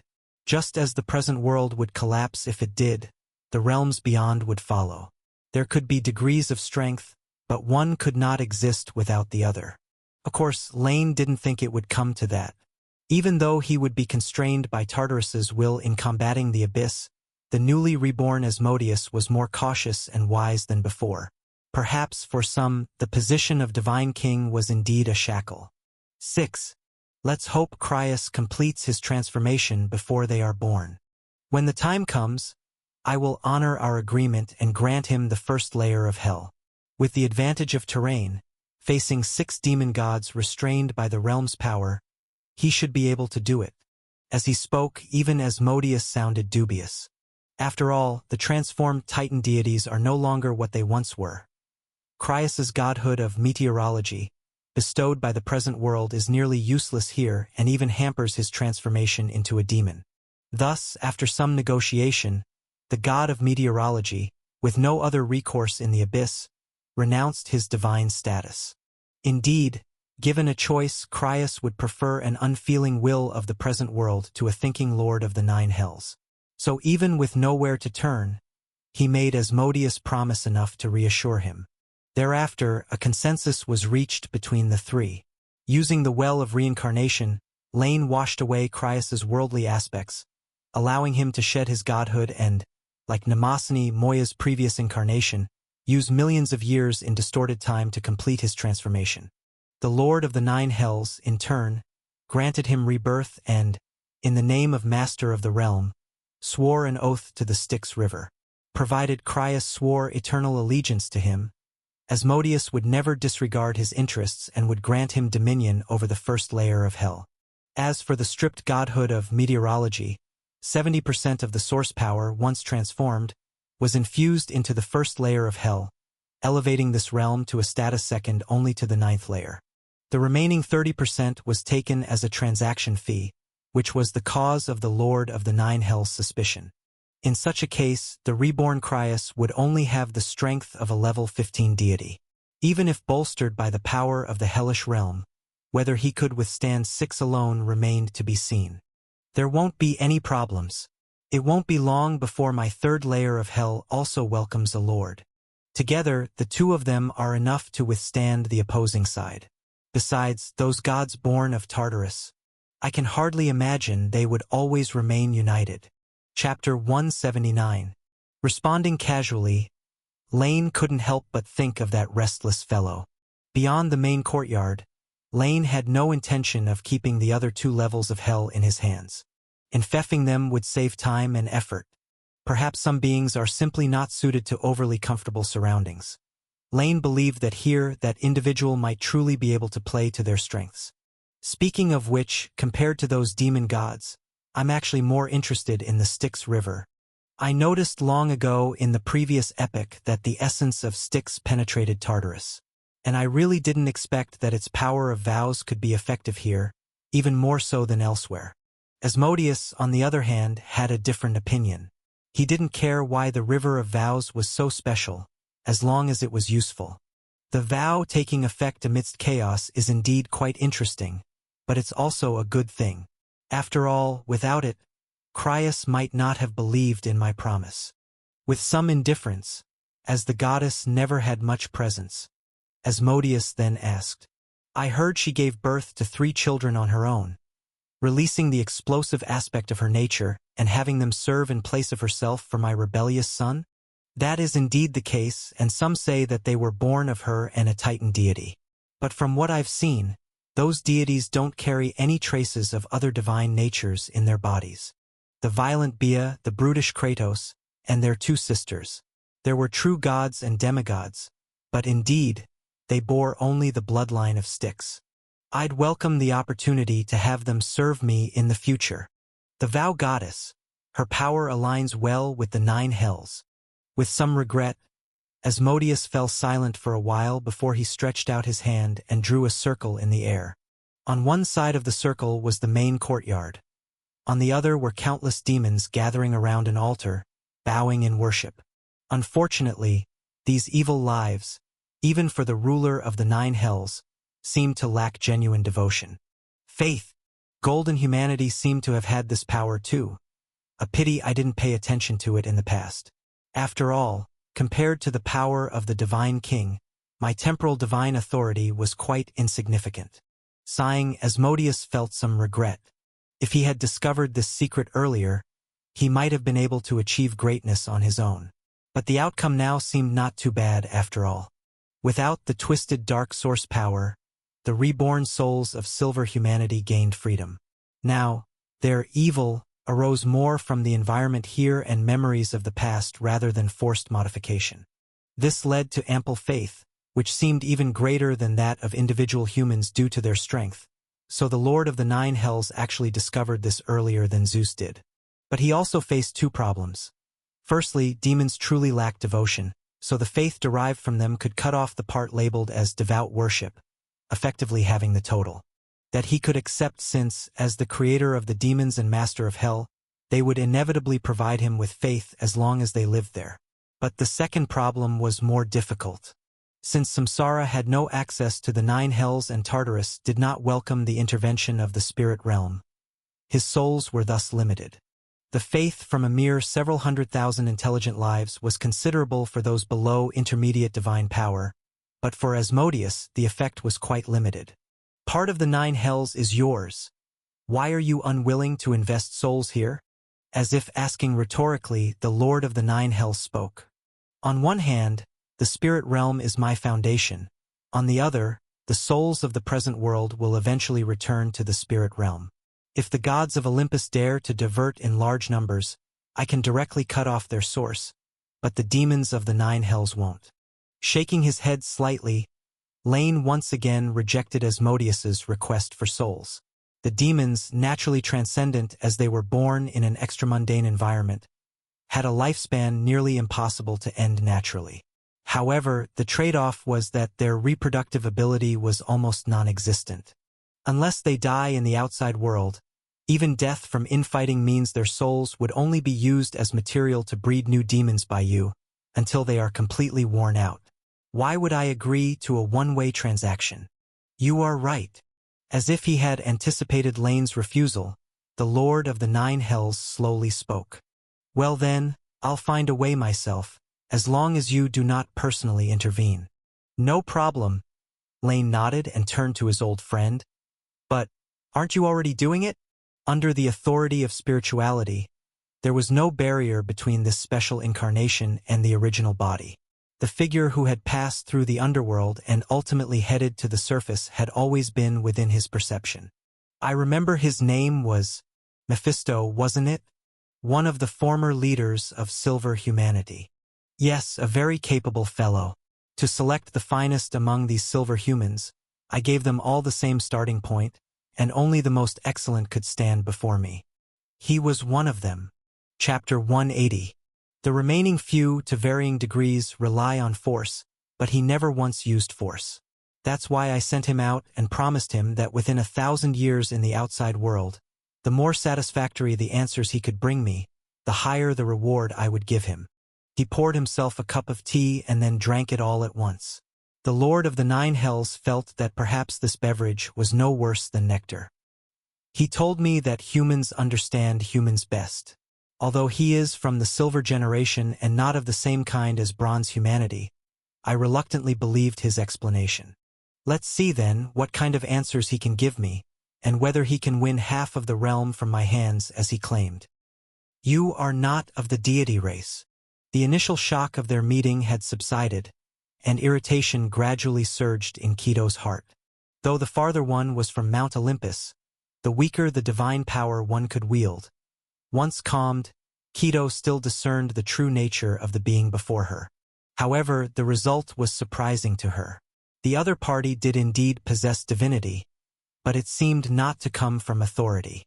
To her, this power felt somewhat like that of a territorial god. But she was certain she had never seen this kind of territorial god. Not a river god or lake god, not a god of stars or mountain god, but an unfamiliar presence, considerably stronger than those, yet seemingly being subtly rejected by the present world. This sensation was a bit like the time Keto had crossed the sea's edge, beyond the long river encircling the world, to a place outside the jurisdiction of the present world. It was an incongruity. While not being hard-pressed, many of the powers of the present world seemed to not function well there. "Of course, lady, I am not of the deity race. I was not in the past, am not now, nor do I plan to be in the future." He turned back with a polite smile, but seeing Mephisto's smile, Keto felt he was mocking her. Not a god, yet with a few words he deceived her. Did that make him self-satisfied? "So, are you mocking me? Mocking the great child of the king of all gods, Uranus of the sky?" The little remaining divine power surged, bearing down on Mephisto in front of her. But in the next moment, this special territorial god blocked the probing attack. Black mist swirled around him, dispersing slightly but not completely collapsing. He didn't block it effortlessly, proving his strength was not strong, but he didn't struggle too much either, indicating he did indeed possess a power close to that of a true god, even if only at divine power level 1. "Although I myself have not been born for long, but lady, the king of the Nine Hells recounted the past of the present world to me before I left." Turning around, Mephisto paused. He planned to persuade the goddess before him before continuing on his journey. In the past, he used to discuss with old friends that given the chance, he might persuade a deity himself. Now it was time to prove it. As far as I know, even in the last epoch, the king of all gods had already changed. And Uranus, the sky, never had you as his child. If I'm not mistaken, whether it's you or the lady beside you, you should cough cough. Seeing the other's expression as though she wanted to take action, Mephisto raised his hand, gesturing that they could change the subject. In any case, on the day when the divine king marries the queen of gods, you not only did not go to Olympus but instead left alone. I'm afraid it has something to do with a certain deity who is about to arrive. Am I wrong? Why can't it be that I have a dispute with other deities of Mount of the Gods? Or that I have something to do? Keto was certain that aside from herself and the divine king, no one else could have sensed the birth of Aphrodite from halfway across the continent. So how did this fellow before her know what she was thinking upon their first meeting? The likelihood of the former is slim. Mephisto shook his head slightly, composed. After all, the deity invited by the divine king would certainly have been notified earlier. If you had enmity with some deity before, you simply wouldn't have come. If the enmity had just arisen, excuse my frankness, madam, but you likely don't have the ability to make an enemy on the divine king's wedding day, disrupt his banquet and leave unscathed afterward. So the only possibility is that there's someone who shouldn't have been here but was invited on a whim, and she is probably someone you quite dislike and fear. As for the latter, Mephisto blinked, smiling, if you really had something to worry about, you wouldn't have followed me here just because of my little test earlier. Before she knew it, her anger had subsided. Although it seemed like she was easily led by the other's casual remark before, Kido now felt a stir of curiosity and expectation. Since he could see things so clearly, daring to call her here must mean that he indeed had a way to help her. So who's behind you? That Lord of the Nine Hells? Among the principal gods with great divine power in current times, I don't recall such an entity. The circle of gods around Chaos was not vast. A hitherto unheard-of deity suddenly emerging was theoretically implausible. Moreover, Kido didn't believe that mighty divine power alone could transform a non-deity into a deity. As for the primordial gods, even though the title Nine Hells reminded her of Tartarus, all gods knew that the abyss did not possess wisdom. As for the greatness of the Lord of the Nine Hells, I shall elaborate later. But now, there's something we can do together. If you are willing, Mephisto said smilingly, making an inviting gesture. Bronze humanity. You've heard of it, haven't you? Yes. It's the mundane matter the Divine King has been greatly concerned with recently. Nodding, Kido wondered why he would bring up such a topic. Then come along with me. Let me show you why the Divine King is so attentive to them, and what secrets humans harbor. Although dissatisfied with the way he only ever told half the story, Kido was no longer the same as she was thousands of years ago. Now, her wild side was greatly suppressed, and she had become more like a deity. Moreover, she had to admit that what this mysterious being called Mephisto had to say was indeed tempting. Who wouldn't want to know the secrets of the Divine King? You had better not be deceiving me. I will be watching you. Uttering a cold threat, Kido knew without looking that he didn't take it to heart. And so, the three of them rose into the air once again, speeding toward the east. Chapter 181 Temptation. Another beautiful year. The sun was setting in the west, people were gradually returning to their homes. Asen and Mammon also stepped out of the temple dedicated to King Zeus. Having heard that the Divine King was about to wed the Heavenly Empress, bronze humanity had prepared even richer sacrifices. Likewise, out of respect for Zeus, the deities had generously granted more blessings. But just like every time in the past, the two priests easily deceived the divinity left by the king of the gods and then kept the sacrifices for themselves. As they shut the heavy doors of the temple, the afterglow of the setting sun cast a resplendent and solemn glow on the earth. But they didn't spare it a glance, turning instead to walk toward their own houses, casually discussing their work for the next day. Same old plan, we each take a little bit and give back the rest with some made-up excuse, one said. Speaking of which, watching the others express their gratitude can be quite amusing. It's just that recently, everyone seems to have gotten used to us acting for the gods in distributing supplies, and their reactions have become much less enthusiastic. Walking along the road, Asen remarked nonchalantly. He didn't have much desire to take more of the offerings, not because he was particularly noble, but simply because it was unnecessary. In this age, humans had no women and thus no families. Though private property existed, there was no concept of inheritance. Even commerce was still at the primitive stage of bartering, given there was an absolutely incorruptible creator above them. The need for private possessions was minimal. Should hardships arise, solutions would naturally appear. There was no need to hoard or save anything. Therefore, aside from keeping some quality food to satisfy their own desires, the two priests didn't have much else to covet. All right, then it's the same plan. By the way, I feel like the deities of Mount Olympus have been paying less and less attention to us lately. Mammon replied offhandedly. He had a reason for saying this. As a priest, Mammon could always feel the watchful presence of the deity's mind during the sacrifices.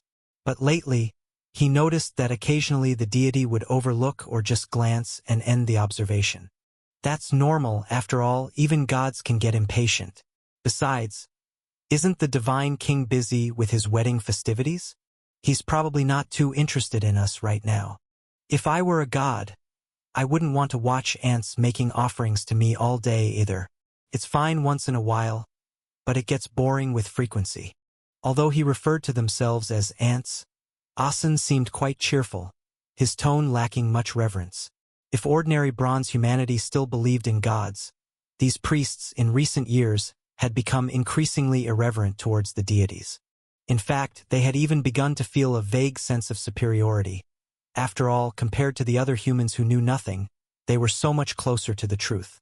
Too bad, as humans, we don't possess the great powers like the gods do. That must be the only real difference between gods and humans. Asen shook his head, feeling somewhat envious. To soar through the sky, to command nature. He also wanted to experience that, but alas, such things were exclusive to gods. What about death? The Creator once said, besides power, there is another difference between mortals and gods. Mortals age and die, although I still don't understand what aging is. Mammon had, of course, seen death, but it was the death of beasts. Clearly, the humans of this era rarely empathized with their food. Who knows? The Creator mentioned that the golden humanity devotedly worshipped the gods, so they ascended to heaven after death. Silver humanity arrogantly scorned the gods, so their existence was erased. But I think, no matter how devout golden humanity could have been, they probably weren't as devout as me.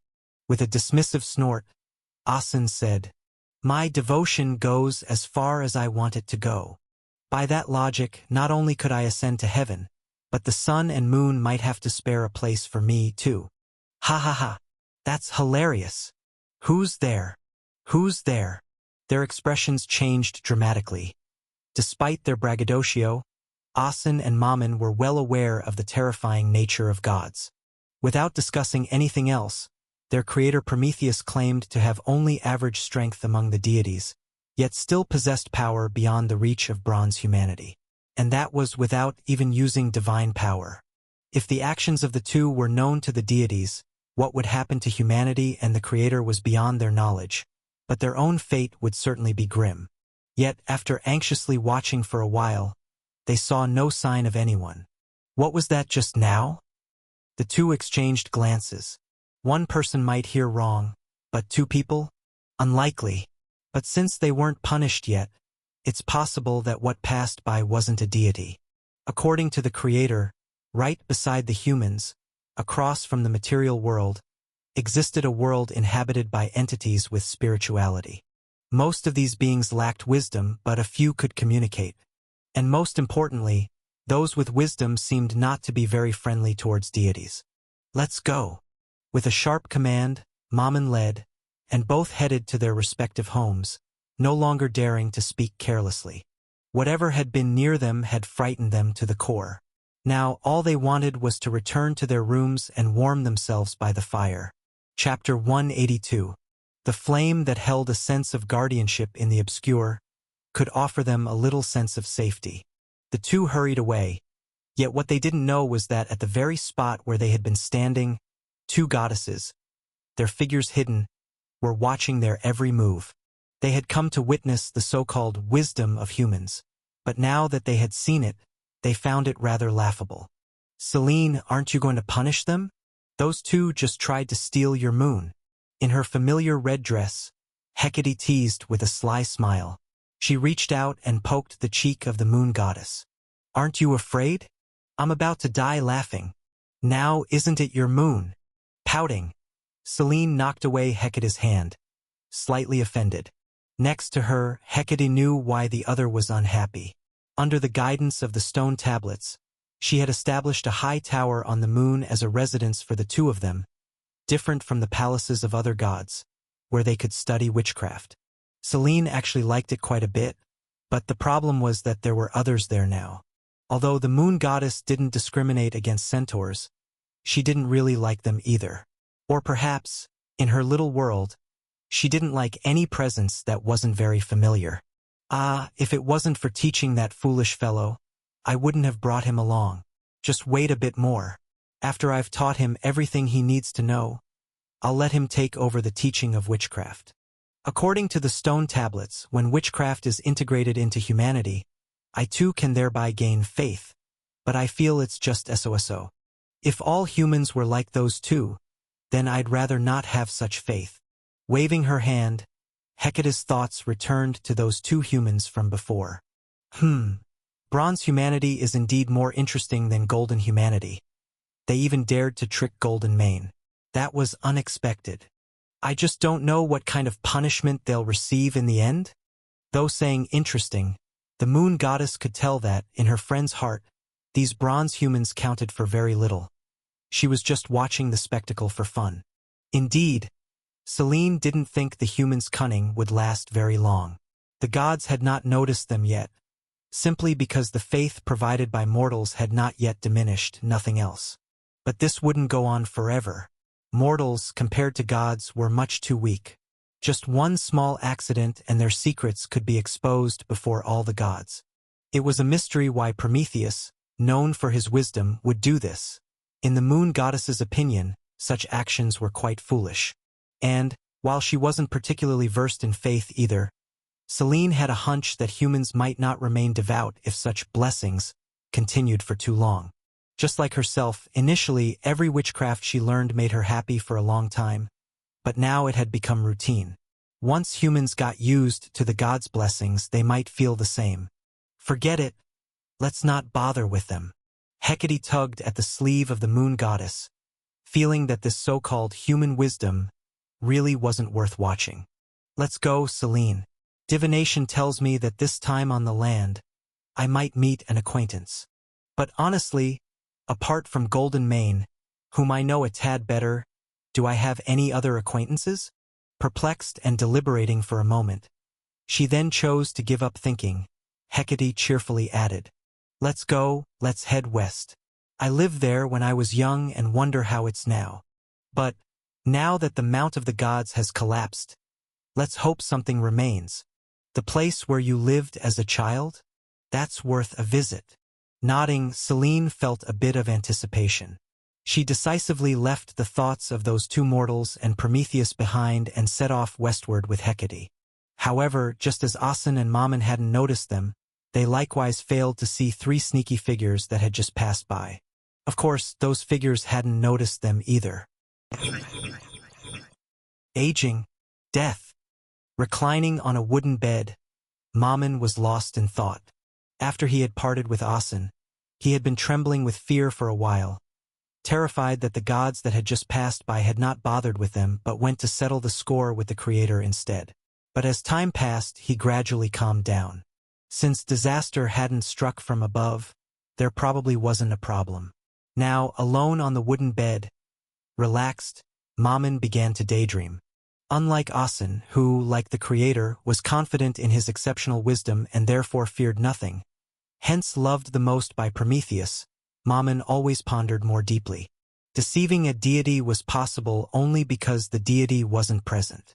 When the day of death came, when one's soul faced the deity governing death, would they still be deceived?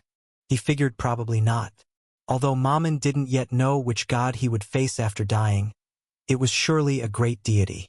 After all, as true gods go, the Creator had also mentioned that granting mortals eternal life was not a trivial matter unless the god held control over life or death itself. Only then could he make mortals immortal by other means. Forget it, there's probably a very long time still. Chapter 183. I wonder what it feels like to age. And when that day comes, whether Asen will still confidently say, "Death is nothing special." Musing to himself, Mammon felt drowsiness surging over him, and he prepared to take a nap. Probably not, after all, you've never seen a fellow human die, let alone experienced what it's like to age. Once you truly witness it, you'll know fear. Who's there? The sleepiness vanished in an instant. Mammon hadn't expected to encounter an unknown being twice in just half a day. Moreover, It seemed that this second visitor wasn't merely passing by but had come specifically for him. He grasped the short copper sword he always kept by his side. Although it was probably useless against the newcomer, it offered Mammon a bit of psychological comfort at least. His gaze was sharp as he scanned the area, but amidst the flickering firelight, there was nothing out of the ordinary. Don't be afraid. As a priest favored by Prometheus, I won't harm you. After all, if we alerted him to our presence, that would complicate matters. Accompanied by a slight laugh, a figure slowly emerged. The stranger looked no different from a young human, a gentle smile playing on his lips. If it had been during the day, Mammon would probably have been happy to make friends with someone like this. But now, it seemed highly likely that the other party wasn't even human. Who are you? This place is under the watch of the Creator, and it's not too late for you to leave now. Rolling over to sit up from the wooden bed, sword in hand, Mammon was vigilant. He had already resolved that if the stranger could be frightened off by the name of the Creator, he would immediately seek shelter with Prometheus. But in reality, he also knew his plan might not come to pass. As expected, under his watchful eyes, the stranger had no intention of retreating. Instead, they simply curled their lips and spoke with a smile. Prometheus, he's already in a precarious situation himself. Why would you think he could protect you? Surely you don't believe that desecrating a deity is so easily forgiven. With a touch of mockery, Mephisto had thought he would need a lot of time to find his opportunity.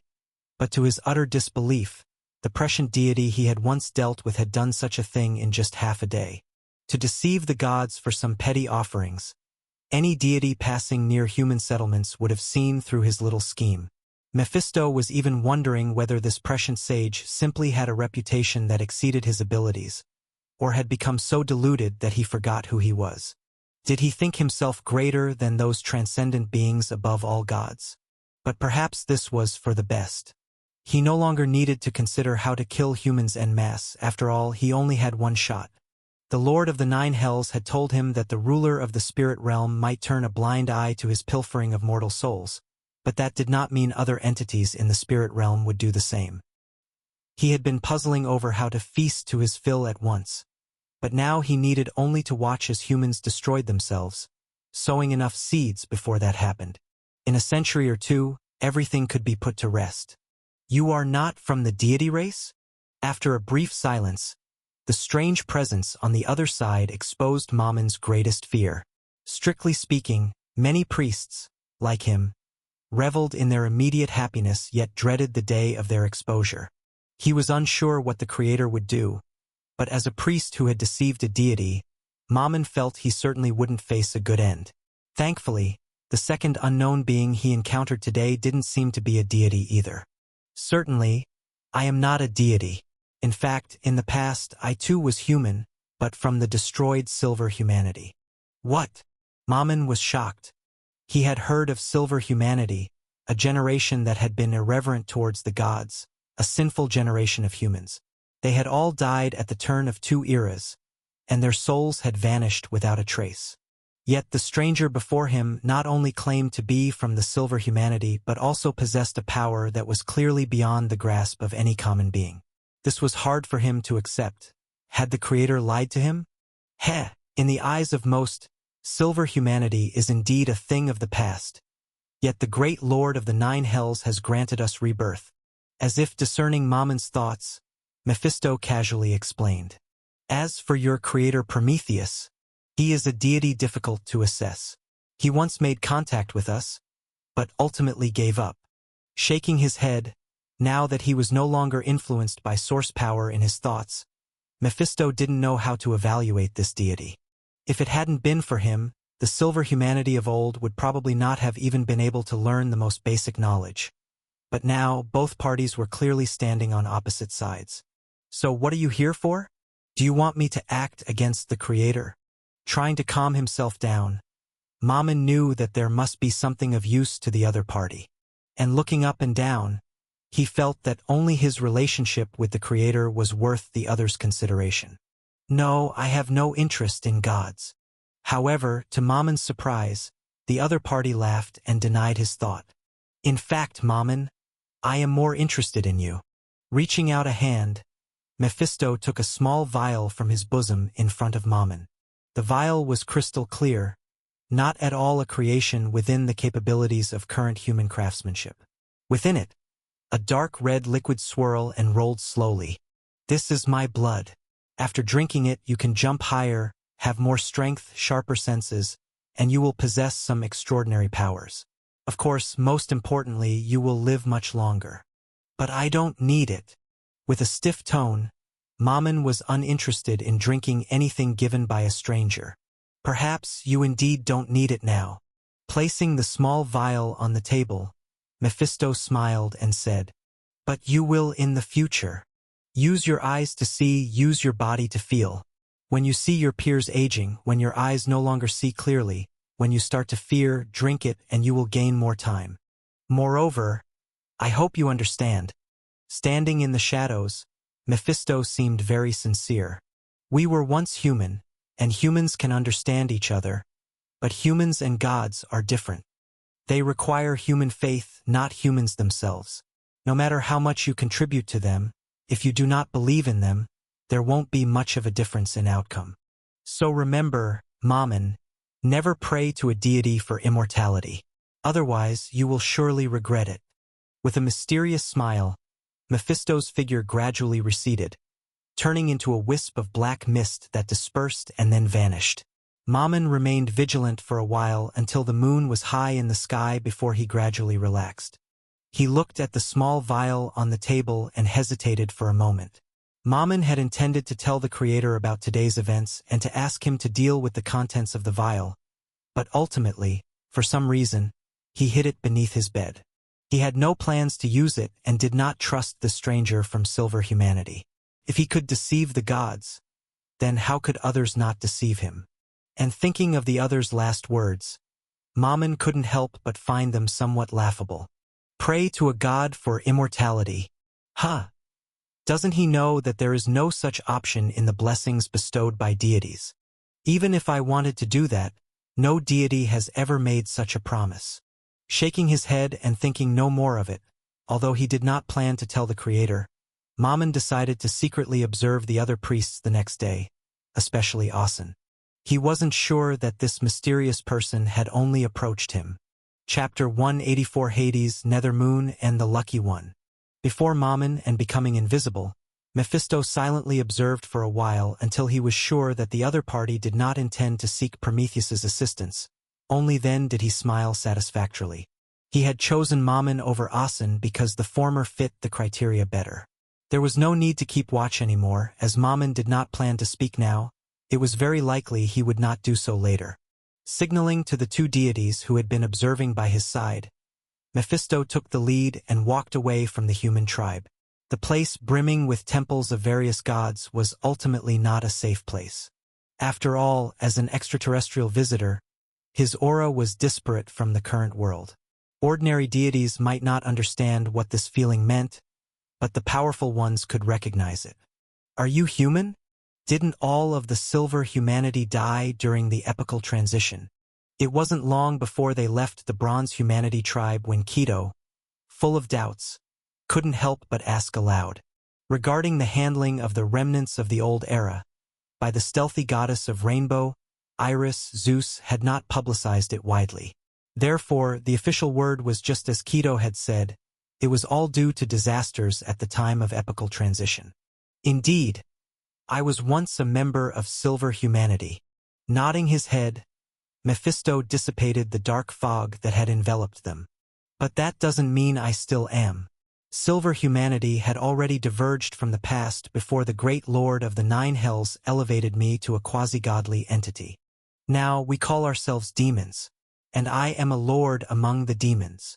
I've been granted the third rank of nobility by the Lord of the Nine Hells, which he uses to classify the status and titles of Hell's lords.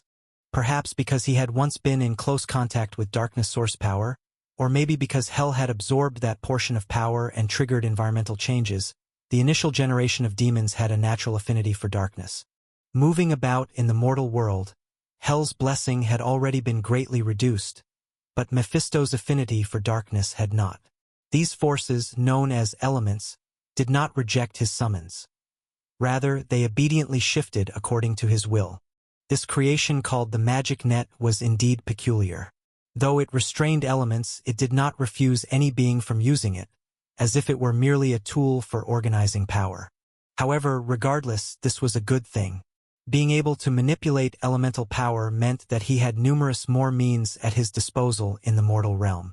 Moreover, if the human he encountered earlier drank his blood, he should be able to obtain some similar powers. A title. Once again, Quito heard a foreign term but was roughly able to grasp the meaning of the words. It was probably like the divine power level among deities, a classification of the power of these special territorial gods. So what exactly are you here for? Just to chat with a mortal? Shaking his head slightly, Mephisto did not expect the other party to understand his intentions. The explanation is rather complicated. Instead of focusing on me, perhaps you should consider your own situation, madam. Since you have left Olympus, it means that, in the eyes of the Divine King, your status is probably less than that of your enemies.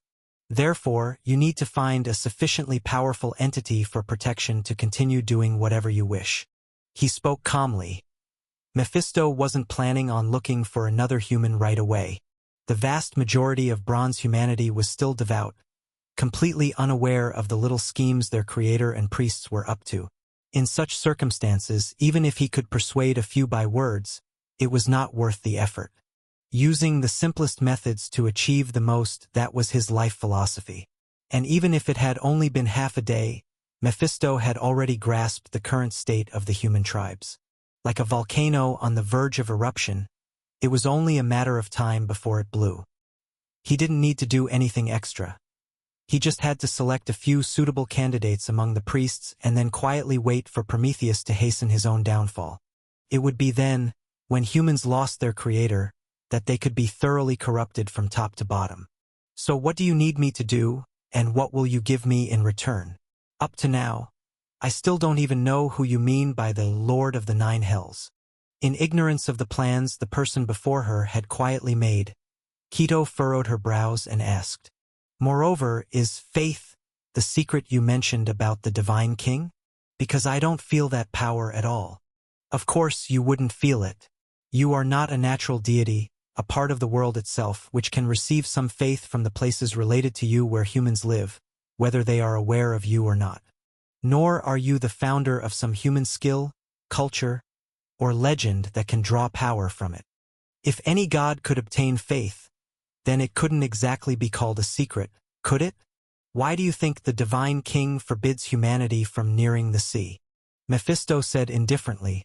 He had felt faith before. After becoming a lord consecrated by the Lord of the Nine Hells, he could gain bolstering from his domain and possess quasi-godly power, though most of it was cut off upon entering the mortal realm. The other demons residing in his domain inadvertently provided him with that bit of faith. Although the proportion was small, it existed nevertheless. Faith and such matters have nothing to do with you for now. That will be the key contention of truly powerful deities in the future. I can almost foresee it. Sooner or later, the Divine King of Mount Olympus will grant humans the ability to proliferate, and there may come a day when the gods will take sides against each other because of this. Chapter 185. Looking at Quito, in the previous exchange, Mephisto had learned of the divine authority she wielded. A counterfeit, false beauty. Present, this power might not be useful, but once humanity can reproduce, it would indeed become a very useful tool. The first wave of souls, with the forethinker's foolish actions, Mephisto was quite confident now. Currently, for the perfect fulfillment of his covenant with the Lord of the Nine Hells, he had to think ahead about how to continuously obtain souls. He couldn't be this blatant in the future, otherwise, whether it be the deities on Mount Olympus or the existences in the spirit realm, they likely wouldn't let him off. As for what I need you to do, actually, right now, I rather need the assistance of Lady Magira. Looking at the goddess of envy beside him, Mephisto slowly promised. Stir the hearts of humans with envy, my lady. Provoke their jealousy towards immortality, towards power, but do not make it too obvious. By the Styx River as my witness, If you are willing to obey my commands for the next 1,000 years, then when it all ends, your desires will be fulfilled. Especially you. Mephisto looked at Keto. He already knew what she truly cared about. Under normal circumstances, the true form of a deity cannot change. But under the reshaping of the world's force, nothing is impossible. When the time comes, although what you'll possess is only false beauty, it does not matter in the slightest. You can become the true beauty. Today, the bronze human tribe was truly bustling with life, as more than one deity had passed through here in a short span of time. But none of this could capture Lane's true attention. He simply glanced over and then continued to sit at the table, waiting for dinner with Liana. Gods naturally can abstain from eating, but it doesn't mean they are unable to eat. On the contrary, most of the gods of chaos wouldn't forego this activity. Lane was no exception. Now, they were at the edge of the human tribe, in a bronze human's house, watching a not-so-large figure busy in front of the fire. Although the figure was small, the movements were proficient. Evidently, this wasn't the first time undertaking such tasks. Andy, are you sure you don't need our help? Looking at the youth's busy form of about 11 to 12 years of age, Lane asked with a smile. No need, big brother. I can manage. The boy shook his head in refusal, not pausing in his actions. His name was Andy, also a member of the Bronze Humanity, but he was from the second batch of humans created by Prometheus using the remaining materials. Although only less than 10 years separated them, because the Forethinker wanted to hint to the Divine King to create females, this generation of Bronze Humanity were all children. The ones like Andy, who appeared to be about 10 years old, were considered the older ones. However, unlike the children of later generations, as the creations of the gods, even if they were far from comparing to the Golden Humanity, they all possessed physiques far surpassing mortals of later times.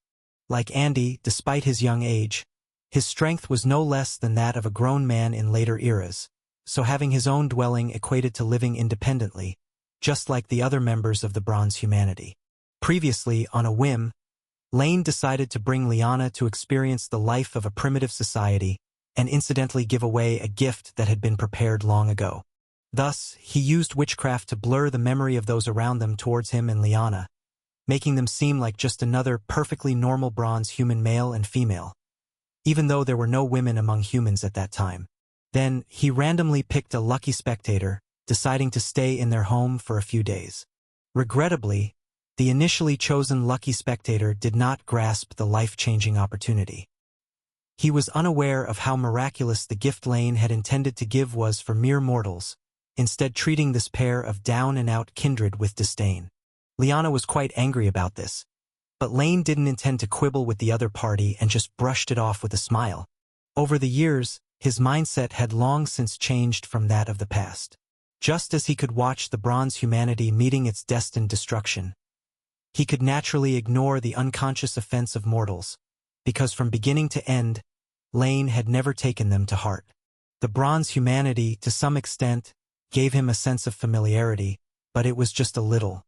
However, after Lane was rejected, next to that person who was hard to say whether lucky or unlucky, Andy showed compassion towards these two big brother and sister whose house had collapsed, and invited them home. And that led to the current scene with Andy busily preparing dinner, while the two adults sat at the table, not even contemplating lending a hand. Suddenly, Lane and Liana looked towards the ground.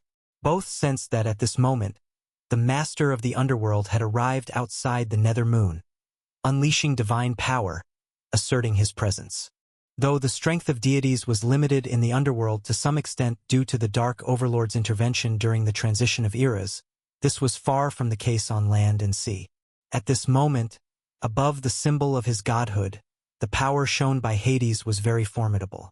Especially as one of the two most core components of the underworld, he naturally enjoyed the favor of this subterranean world's laws which vaguely formed a realm of its own. It's Hades. He must be here for those wraiths. Chapter 186. Watching An's bustling figure, Lane smiled and opened his mouth. It seems he is not as honest as he used to be, just more adept at judging the timing and situation than his foolish brother, he said. If you need, I can take care of him right now. The tone was serious, although most deities of Olympus were unaware that the nether moon used to be considered the main entrance to the spirit realm. Hades' presence at their doorstep was still seen by Liana as a provocation. Clearly, Liana had not paid attention to what the other had done to the wraiths before, because to her, that bit of power of faith was truly insignificant. For Lane himself, the role of faith was actually quite limited. After all, he was only slightly lacking in divine power, but foreseeably, it wouldn't take long before this shortcoming would be made up for as the intelligent life on the world grew more prosperous. Thus, whatever faith flowed to him, besides half going to the civilization slate, the rest he directly shared with Liana. Compared to that, those mere 10,000 wraiths indeed had little presence. There's no need for that. The wraiths are also your believers, after all. If Hades has some good suggestions, it's not unacceptable, he said. After pondering for a while, and considering that Liana generally lacked experience in making decisions on her own, Lane decided to treat this as an experience for her to handle. Andy, Liana has to go out for a bit. Slow down and let's wait for her together. He called out to the little fellow on the side and, after receiving an affirmative response, Lane finally cautioned Liana. This matter, decide for yourself. Whether you agree or refuse, it's all up to you. No matter what choice you make, I will support your decision. Just remember to come back quickly. And dinner cannot be missed. Understood. Nodding in response clearly to the two of them, Hades' matter was not as important as the first meal in the human tribe. On the earth, the divine king's marriage was still in progress. While Zeus's invitations reached all the deities of Olympus, he somehow forgot to include Hades. This was not intentional. In fact, since the underworld was self-contained, rarely interacting with the outside world, and other deities of the earth did not like its environment, coupled with that previous invitations to the deities of the underworld were often rejected, it gradually became common for them to forget about Hades. However, Hades did not care about that at all. Overlooking the earth from above the fields of truth, the underworld was, as always, desolate and tranquil. Pale lavender moonlight shone on the gray land. Countless white bones wandered aimlessly, instinctively absorbing the masterless magic power scattered in the moonlight. Among the wraiths, occasionally some would awaken intelligence. But they would quickly be found by the few deities patrolling the underworld and then taken to the fields of truth. The wraiths with intelligence constructed buildings and temples there, worshipping the nether moon, and then reluctantly showing respect to the lord of the underworld. Hades saw all of this, but there was not much he could do. In fact, Hades discovered the existence of faith even earlier than his brother who ruled Olympus, but the discovery was of no use because the wraiths were not humans. Wraiths do not reproduce, and those with intelligence are few and far between, amounting to only tens of thousands to date. Furthermore, the vast majority of their faith flowed towards the nether moon. Faith! With a sigh, Hades felt somewhat helpless. Unlike humans, the lives of wraiths hardly have any external demands. They don't need to eat, rest, and there are no enemies here, leaving them to revere only life and death. The nether moon gave them life, so they worshipped it zealously. Theoretically, Hades could threaten them by offering death, but he hesitated. The gods were still exploring faith, and Hades was not sure if pure coercion would garner it, so after thinking it over, he decided to adopt a different approach. He planned to establish a hierarchy among the wraiths, set up an order, and teach them to obey. He would grant the wraiths a path of ascension, emulating the divine court of the mortal world to establish a kingdom for the deceased, over which he would reign as king. When his own laws penetrated every corner of this undead kingdom, and when they all acted according to his commands, then whether they prayed to him or not would become irrelevant.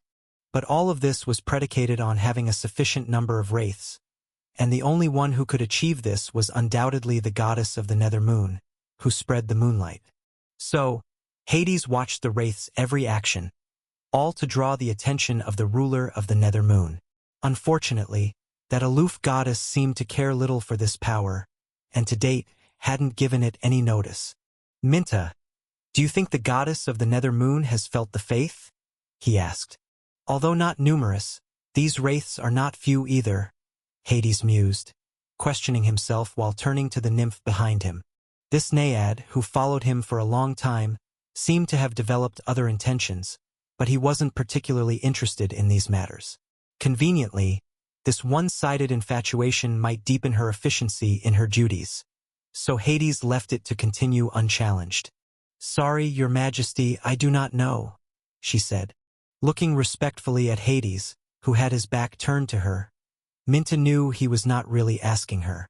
Despite all the efforts, congregating all the wraiths that worshipped the nether moon together, gathering them above the fields of truth near the divine palace of Hades, even having them build crude temples, the avatar of the nether moon seemed oblivious, not sparing it a single glance. At this, Minta couldn't help but feel angry at the goddess's insensitivity. Even if she was also a principal god with great divine power, she shouldn't ignore her lord like this. Chapter 187 Vibration. Your Majesty, I've heard that besides the goddess of the nether moon, there's also a goddess of the magic net who possesses a similar power. Perhaps, wouldn't it be possible for you to switch your ally? As a naiad brought down from the earth by Hades, Minta had heard of Hecate. The light of the nether moon contains unclaimed magical power, which can give rise to wraiths in the underworld and further awaken wisdom in a few of them. Hence, changing to the goddess of the magic net might also be feasible. I've actually considered it, but... Hades didn't voice his thoughts, but he felt that the goddess of the magic net might not be any easier to deal with than the owner of the nether moon.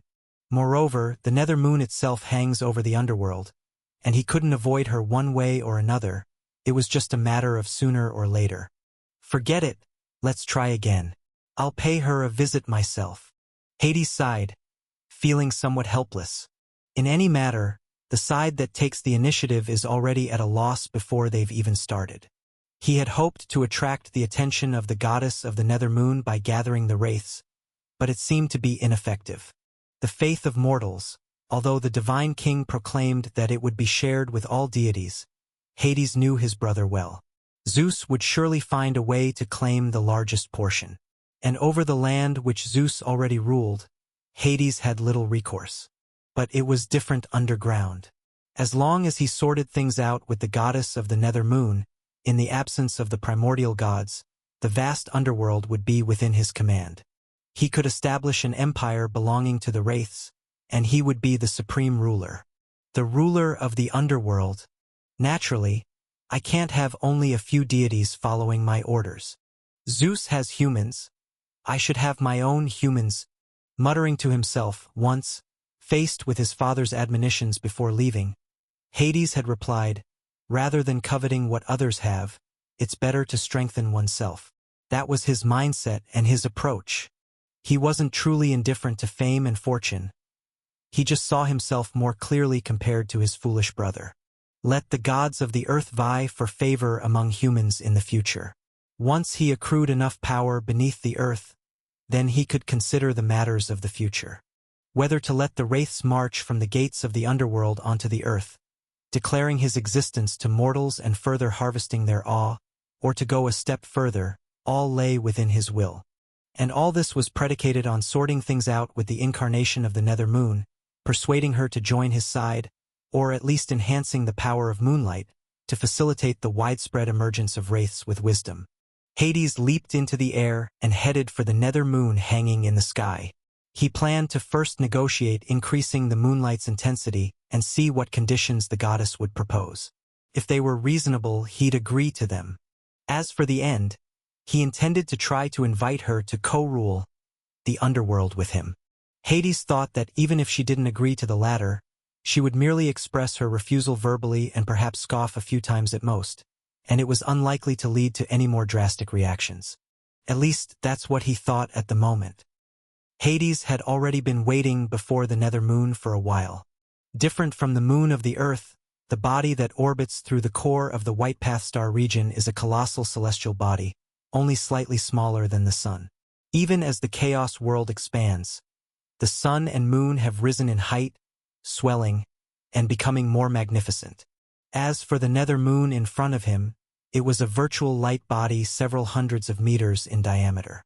What's more, although the terrain of the underworld in the mythic world is flat, theoretically, The view of the nether moon from its center should differ from its edge, but in reality they appear the same size visually.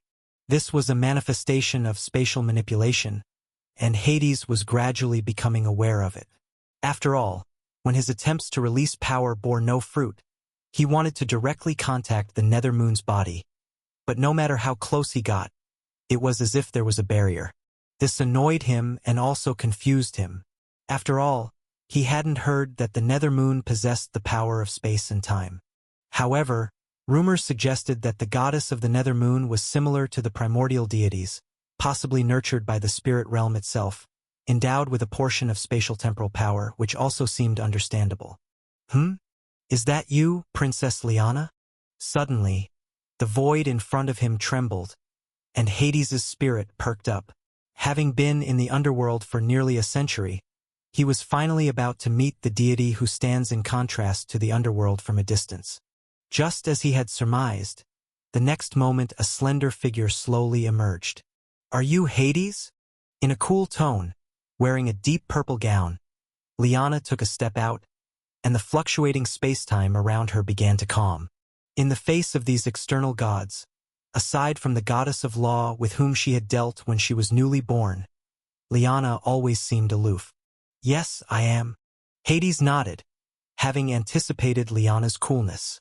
From her prior demeanor, she didn't seem like an easygoing deity. Fortunately, he was prepared. As long as he could achieve his goal, the king of the underworld didn't mind her attitude. "Princess Liana, I apologize for intruding." Hades began with a smile. "As your neighbor, get to the point." She cut him off flatly, showing no interest in his preamble. "Then I'll be direct." The king of the underworld paused for a moment, then continued. "It's like this, I don't know if you've noticed, but the wraiths on the great land of the underworld, I believe you know they worship the nether moon?" "I do." Liana nodded. Unconcerned as she might be, she was still aware of their existence. Chapter 188. Not only that, she also knew that those wraiths had given her a very strange name, Primitive Moon. Although, from the perspective of the moon, the nether moon indeed was the original one, this nickname still sounded somewhat odd. "That's good. My visit here is indeed related to them."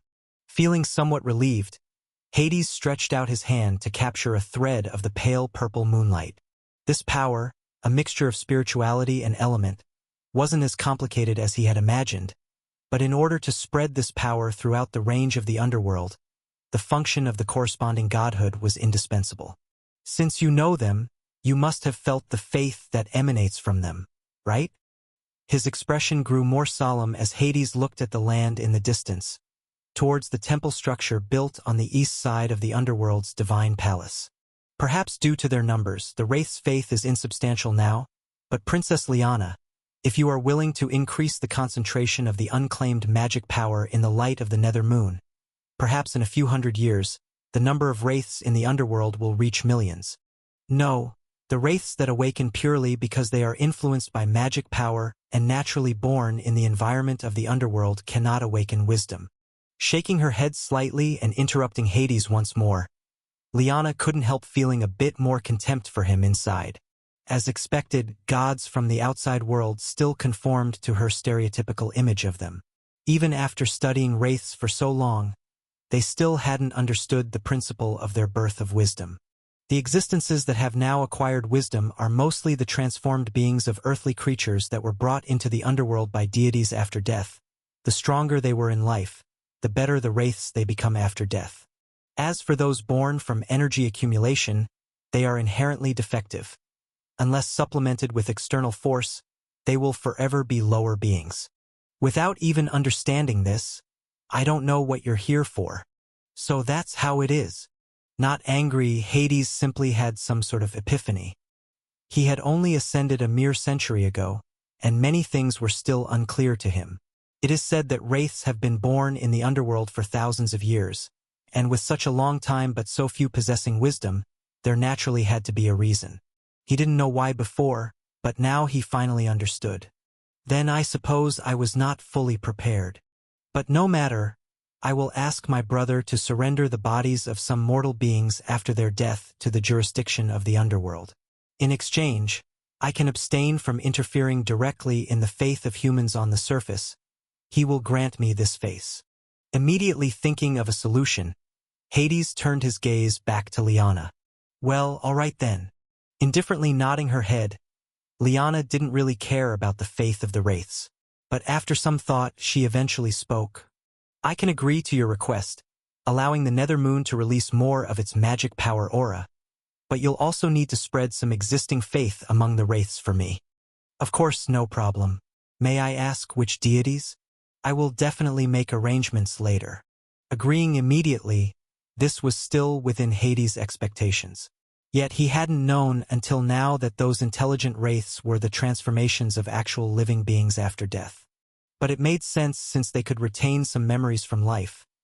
They did have to have a life before, something he had previously overlooked. Ononia, Dike, and Erinis. They preside over spring, summer, and autumn and can bring rebirth to all spirits. Since living beings are cleansed of memories after death, these three goddesses of rebirth have been unknown to the outside world. As the first intelligent life born in the spirit realm, Liana felt it was necessary to consider their situation. And although those wraiths didn't worship the Lord of the spirit realm, Liana felt that was only because they were unaware of the Lord's grandeur. Once they knew that the Nether Moon was just an outward manifestation of the spirit realm, they should have a different belief from other beings of the outside world. Good. Hades nodded in agreement. Being the god of the desolate underworld, he had a preference for those godly duties associated with life. If the followers of these three goddesses in the underworld gradually increased, perhaps they would also contribute to the growth of the underworld of their own accord. His purpose for this visit was thus satisfactorily accomplished. Hades was about to take his leave when suddenly he remembered something. He glanced again at the goddess of the Nether Moon, feeling the familial closeness of their godhood as before. The underworld had been illuminated by the light of the Nether Moon for millennia, and all vitality stemmed from it. If she were truly willing to collaborate with him to develop the underworld, that would be much more suitable than Demeter. So Hades hesitated briefly, and in the end, under Liana's watchful eye, he slowly began to speak. Princess Liana, no offense intended, but as two beings situated above and below within the underworld, I believe we have much more we could collaborate on. So what? Considering it was just a matter of adjusting the concentration of magic power and having someone do her a favor, Liana decided to hear what the other party had to say. Well, what I mean to say is, looking at Liana, Hades spoke sincerely. Just as the heavenly Father and Mother Earth became the first divine king and queen of the gods, perhaps, what are you doing? With a tone of surprise and uncertainty, Hades recoiled. Wisps of gray light rose from the ground, entwining around their master. In front of Hades, the Nether Moon's light almost instantly intensified. An immeasurable light was released, and the entire gloomy underworld was lit as if it were daytime. Chapter 189. What am I doing? The expression chilled as the power of the spirit realm was summoned, and the mighty force that reached the pinnacle of divine power burst forth. Arrogant fool. As the being who managed the spirit realm in Lane's absence, Liana, besides her own godhood, could almost be considered the greatest territorial god in the world. Even if her own power was not strong enough, with the empowerment of the spirit realm, there was no existence below the great ones that could defeat her in the underworld. At this moment, the moonlight, turned deep purple, shone down upon the underworld, only to be firmly blocked by a pale gray force. The collision, seemingly gentle, caused a violent tremor to spread from the center to both above and below. Wait, Princess Liana, I was just inquiring. If you're not interested, there's no need to resort to arms. The expression abruptly changed. Just upon contact, Hades realized something was amiss. He could recognize the aura of the Nether Moon, which shouldn't have been so powerful. Moreover, the reaction of the other party was also beyond his expectation. There were many goddesses who refused the advances of male gods, but none had ever responded with direct force. An inquiry or premeditated plans, neither are important now. Let me teach you a lesson, and you will naturally learn what you shouldn't do. With a light snort, Lyanna calmed down slightly. Pushing aside her initial shock and anger, she realized the other party was just probing. But that didn't mean she would simply laugh it off. Lane had occasionally mentioned that to make the other party cooperate obediently and avoid any funny business, showing one's strength was the best method. If that was the case, then it was time for a fight. After all, she never took much liking to the false deities of the outside world. Lane had said before that it didn't matter what she did, which allowed Lyanna to act without reservations. Having made her decision, in the next moment, a silver mirror appeared in Lyanna's hands. As the pale purple light bathed the earth, with the assistance of the divine artifact, the goddess of the Nethermoon's hand bypassed Hades's power, reaching directly for his back. In the eyes of Hades, at the center of the fields of truth, another tremendous roar echoed in all directions. The newly built divine palace of Hades crumbled to dust in Lyanna's hands, leaving only a vast pit in its place. Good, very good. It seems Princess Lyanna wishes to gauge my level. In that case, allow me to witness your power. No longer harboring any hope for luck and angered by the destruction of his palace, Hades felt the wrath. With half the authority of the underworld bolstering him, as the embodiment of the underworld went all out, a sensation entirely different from when he was above ground emerged in the heart of Hades. Eyes narrowed, the gray aura shone grandly. Thus, in the next moment, at the center point of the underworld, a third rumbling spread to all corners, drawing the attention of all deities. Atop Mount Olympus, the wedding festivities of Zeus had not yet ended. To celebrate this significant day, which likely wouldn't come a second time, the divine king planned to commemorate it over 3 years. Of course, he also had an ulterior motive for testing. With Metissa's disappearance, he wedded his sister, and though the gods of Olympus kept silent, it didn't mean the gods of the ocean felt the same. Since Oceanus had been seriously injured and returned to the outer seas, Zeus had not seen him for nearly a century. Because of faith, the other party would sooner or later come searching, and the divine king didn't believe he could conceal things forever. Yet, he was not planning to concede for this, so before that, it was best if he could understand the current state of his foster father. Regardless of everything, he would never allow this ancient Titan god, whose divine power had already reached the pinnacle, to regain faith. Zeus didn't know how to attain greatness, nor if faith could cross that threshold, but when facing the unknown, the best strategy was not to give the other party a chance. With that thought, the divine king raised his cup. Cling. What happened? A sudden tremor caused all the goblets at the banquet to fall over.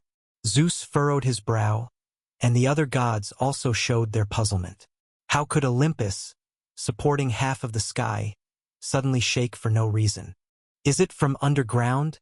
Are deities clashing there? Cling. Another thunderous roar, even more intense than the last one, allowed Zeus to locate the source of the disturbance. It came from beneath the earth, definitely caused by the deeds of a deity.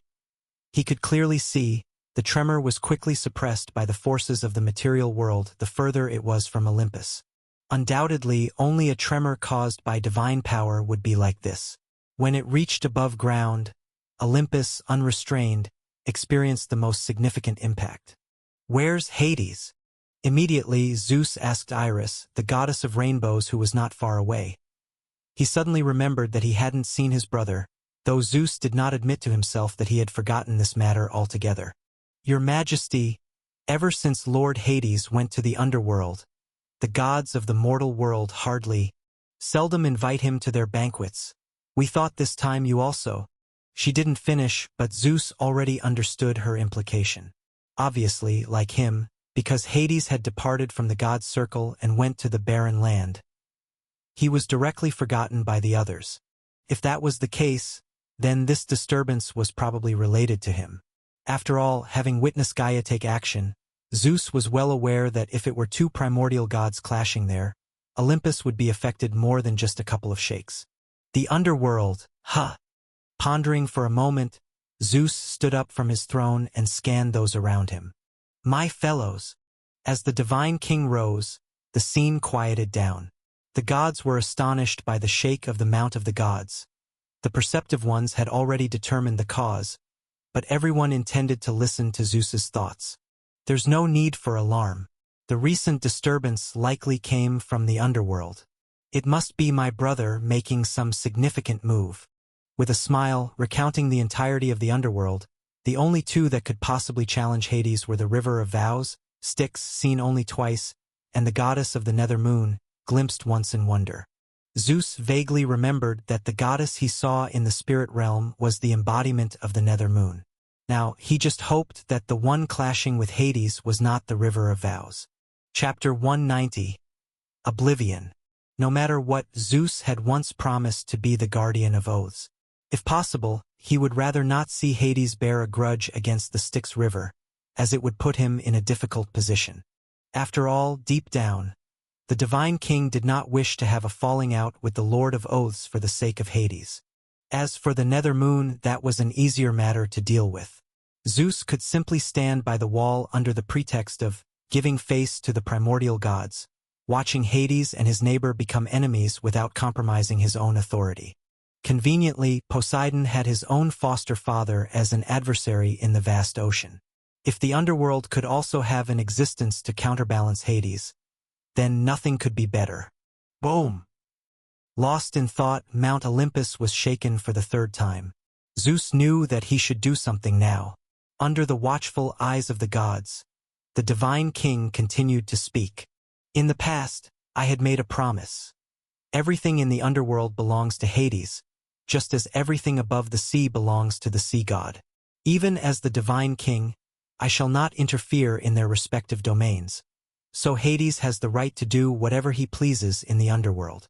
However, his actions have ultimately disturbed the peace of the gods. Thus, I believe someone should look into the matter to understand the cause and effect. Zeus looked around, but the gods fell silent upon hearing his words. They had no interest in meddling in this affair.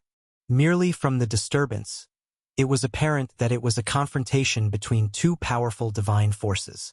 Hades himself possessed a divine power level of 18 or 19, which would only become stronger when he wielded half the underworld's authority. And the deity clashing with him must also be formidable. This effectively ruled out nearly all the deities present. Therefore, with the Divine King unable to go in person, they all turned their gazes towards the Sea Emperor and the guardian goddess Hestia, who had come for the feast. Under the gaze of all the gods, Poseidon remained unfazed, as he would not run errands for Zeus. Only Hestia stood up.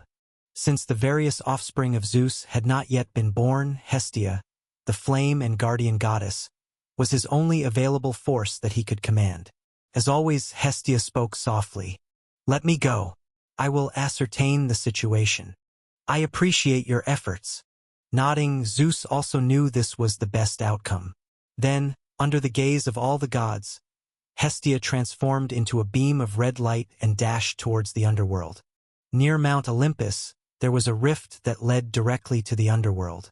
By passing through it, one could reach the gates of the underworld directly. Rustle, rustle. At the edge of the underworld, where the powers of the two ancient gods met, the waters of the river of sorrow, Acheron, surged and roiled. The ferryman of the Styx River, Charon, sat in the wooden boat that was borne with him, gazing at the distant dazzling purple moon and the gray light rising from the earth before sinking down, feeling somewhat pensive. This was the second time he had witnessed such world-shaking power. The last time was during the transition of ages when he saw darkness spreading from the realm of lightlessness. However, perhaps because the power level was so high last time, Charon could not understand where the opponents were or how they collided. But this time was different. The power of the nether moon was released unabashedly in the underworld for the first time, causing the entire range of the underworld to momentarily expand. On the desolate land, raging magic power swept through all quarters. The waters of the River of Fire tumbled out of its course, and the Styx River and the River of Sorrow might have been indistinguishable had deities not been in charge. But vaguely, with the collision of the powers of the two underworld principal gods, Charon thought he sensed an unusual presence at the end of his sight. This feeling was somewhat familiar to the ferryman of the Styx, but he couldn't remember where he had felt it before. This is the underworld, indeed. Although desolate enough, it never lacks powerful deities. Dipping the oar into the water, the turbulent Acheron barely stabilized a fraction. Suppressing the restless Styx River, Charon couldn't help but feel reflective. The deities of the land had at least the vast sky and ocean, which could separate gods of different camps with distance, but the underworld was different. Whether willing or not, Styx was right at the entrance of the underworld. Any who come and go must pass her, and the sky of the underground was nowhere near as high as that of the land above. The nether moon and the gray soil were almost directly opposite each other. Fortunately, my neighbor has always lacked presence. Otherwise, it truly would be problematic. Glancing at the endlessly winding Styx River nearby, which conceptually encircles the underworld 7 times but in reality spans the breadth of the underworld on one side and plunges into Tartarus on the other, Charon felt quite relieved. Thankfully, the eldest daughter of the god of the ocean usually did not concern herself with world affairs. Otherwise, she too would be qualified to contend for the dominance of the underworld. If the authority of the underworld were divided into 10 parts, Hades would hold 2. The underworld soil and nether moon each would have 3, leaving Styx River with the remaining 2 parts. If Styx, as the oldest and mightiest of the rivers, demanded to rule all the rivers of the underworld, Charon really didn't know whether to side with her or Hades, although that Hades seemed a bit stronger. Swoosh! Lost in thought, a sudden disturbance from within the gates of the underworld caught Charon's attention. It was the sign of someone entering the underworld. Under his watchful eye, a red light flashed and then stopped by the bank of the River of Sorrow. The light gradually faded, and the mild-mannered guardian goddess appeared. She floated by the river, looked at the core of the underworld where gray and purple clashed in the distance, and then noticed the old man on the river.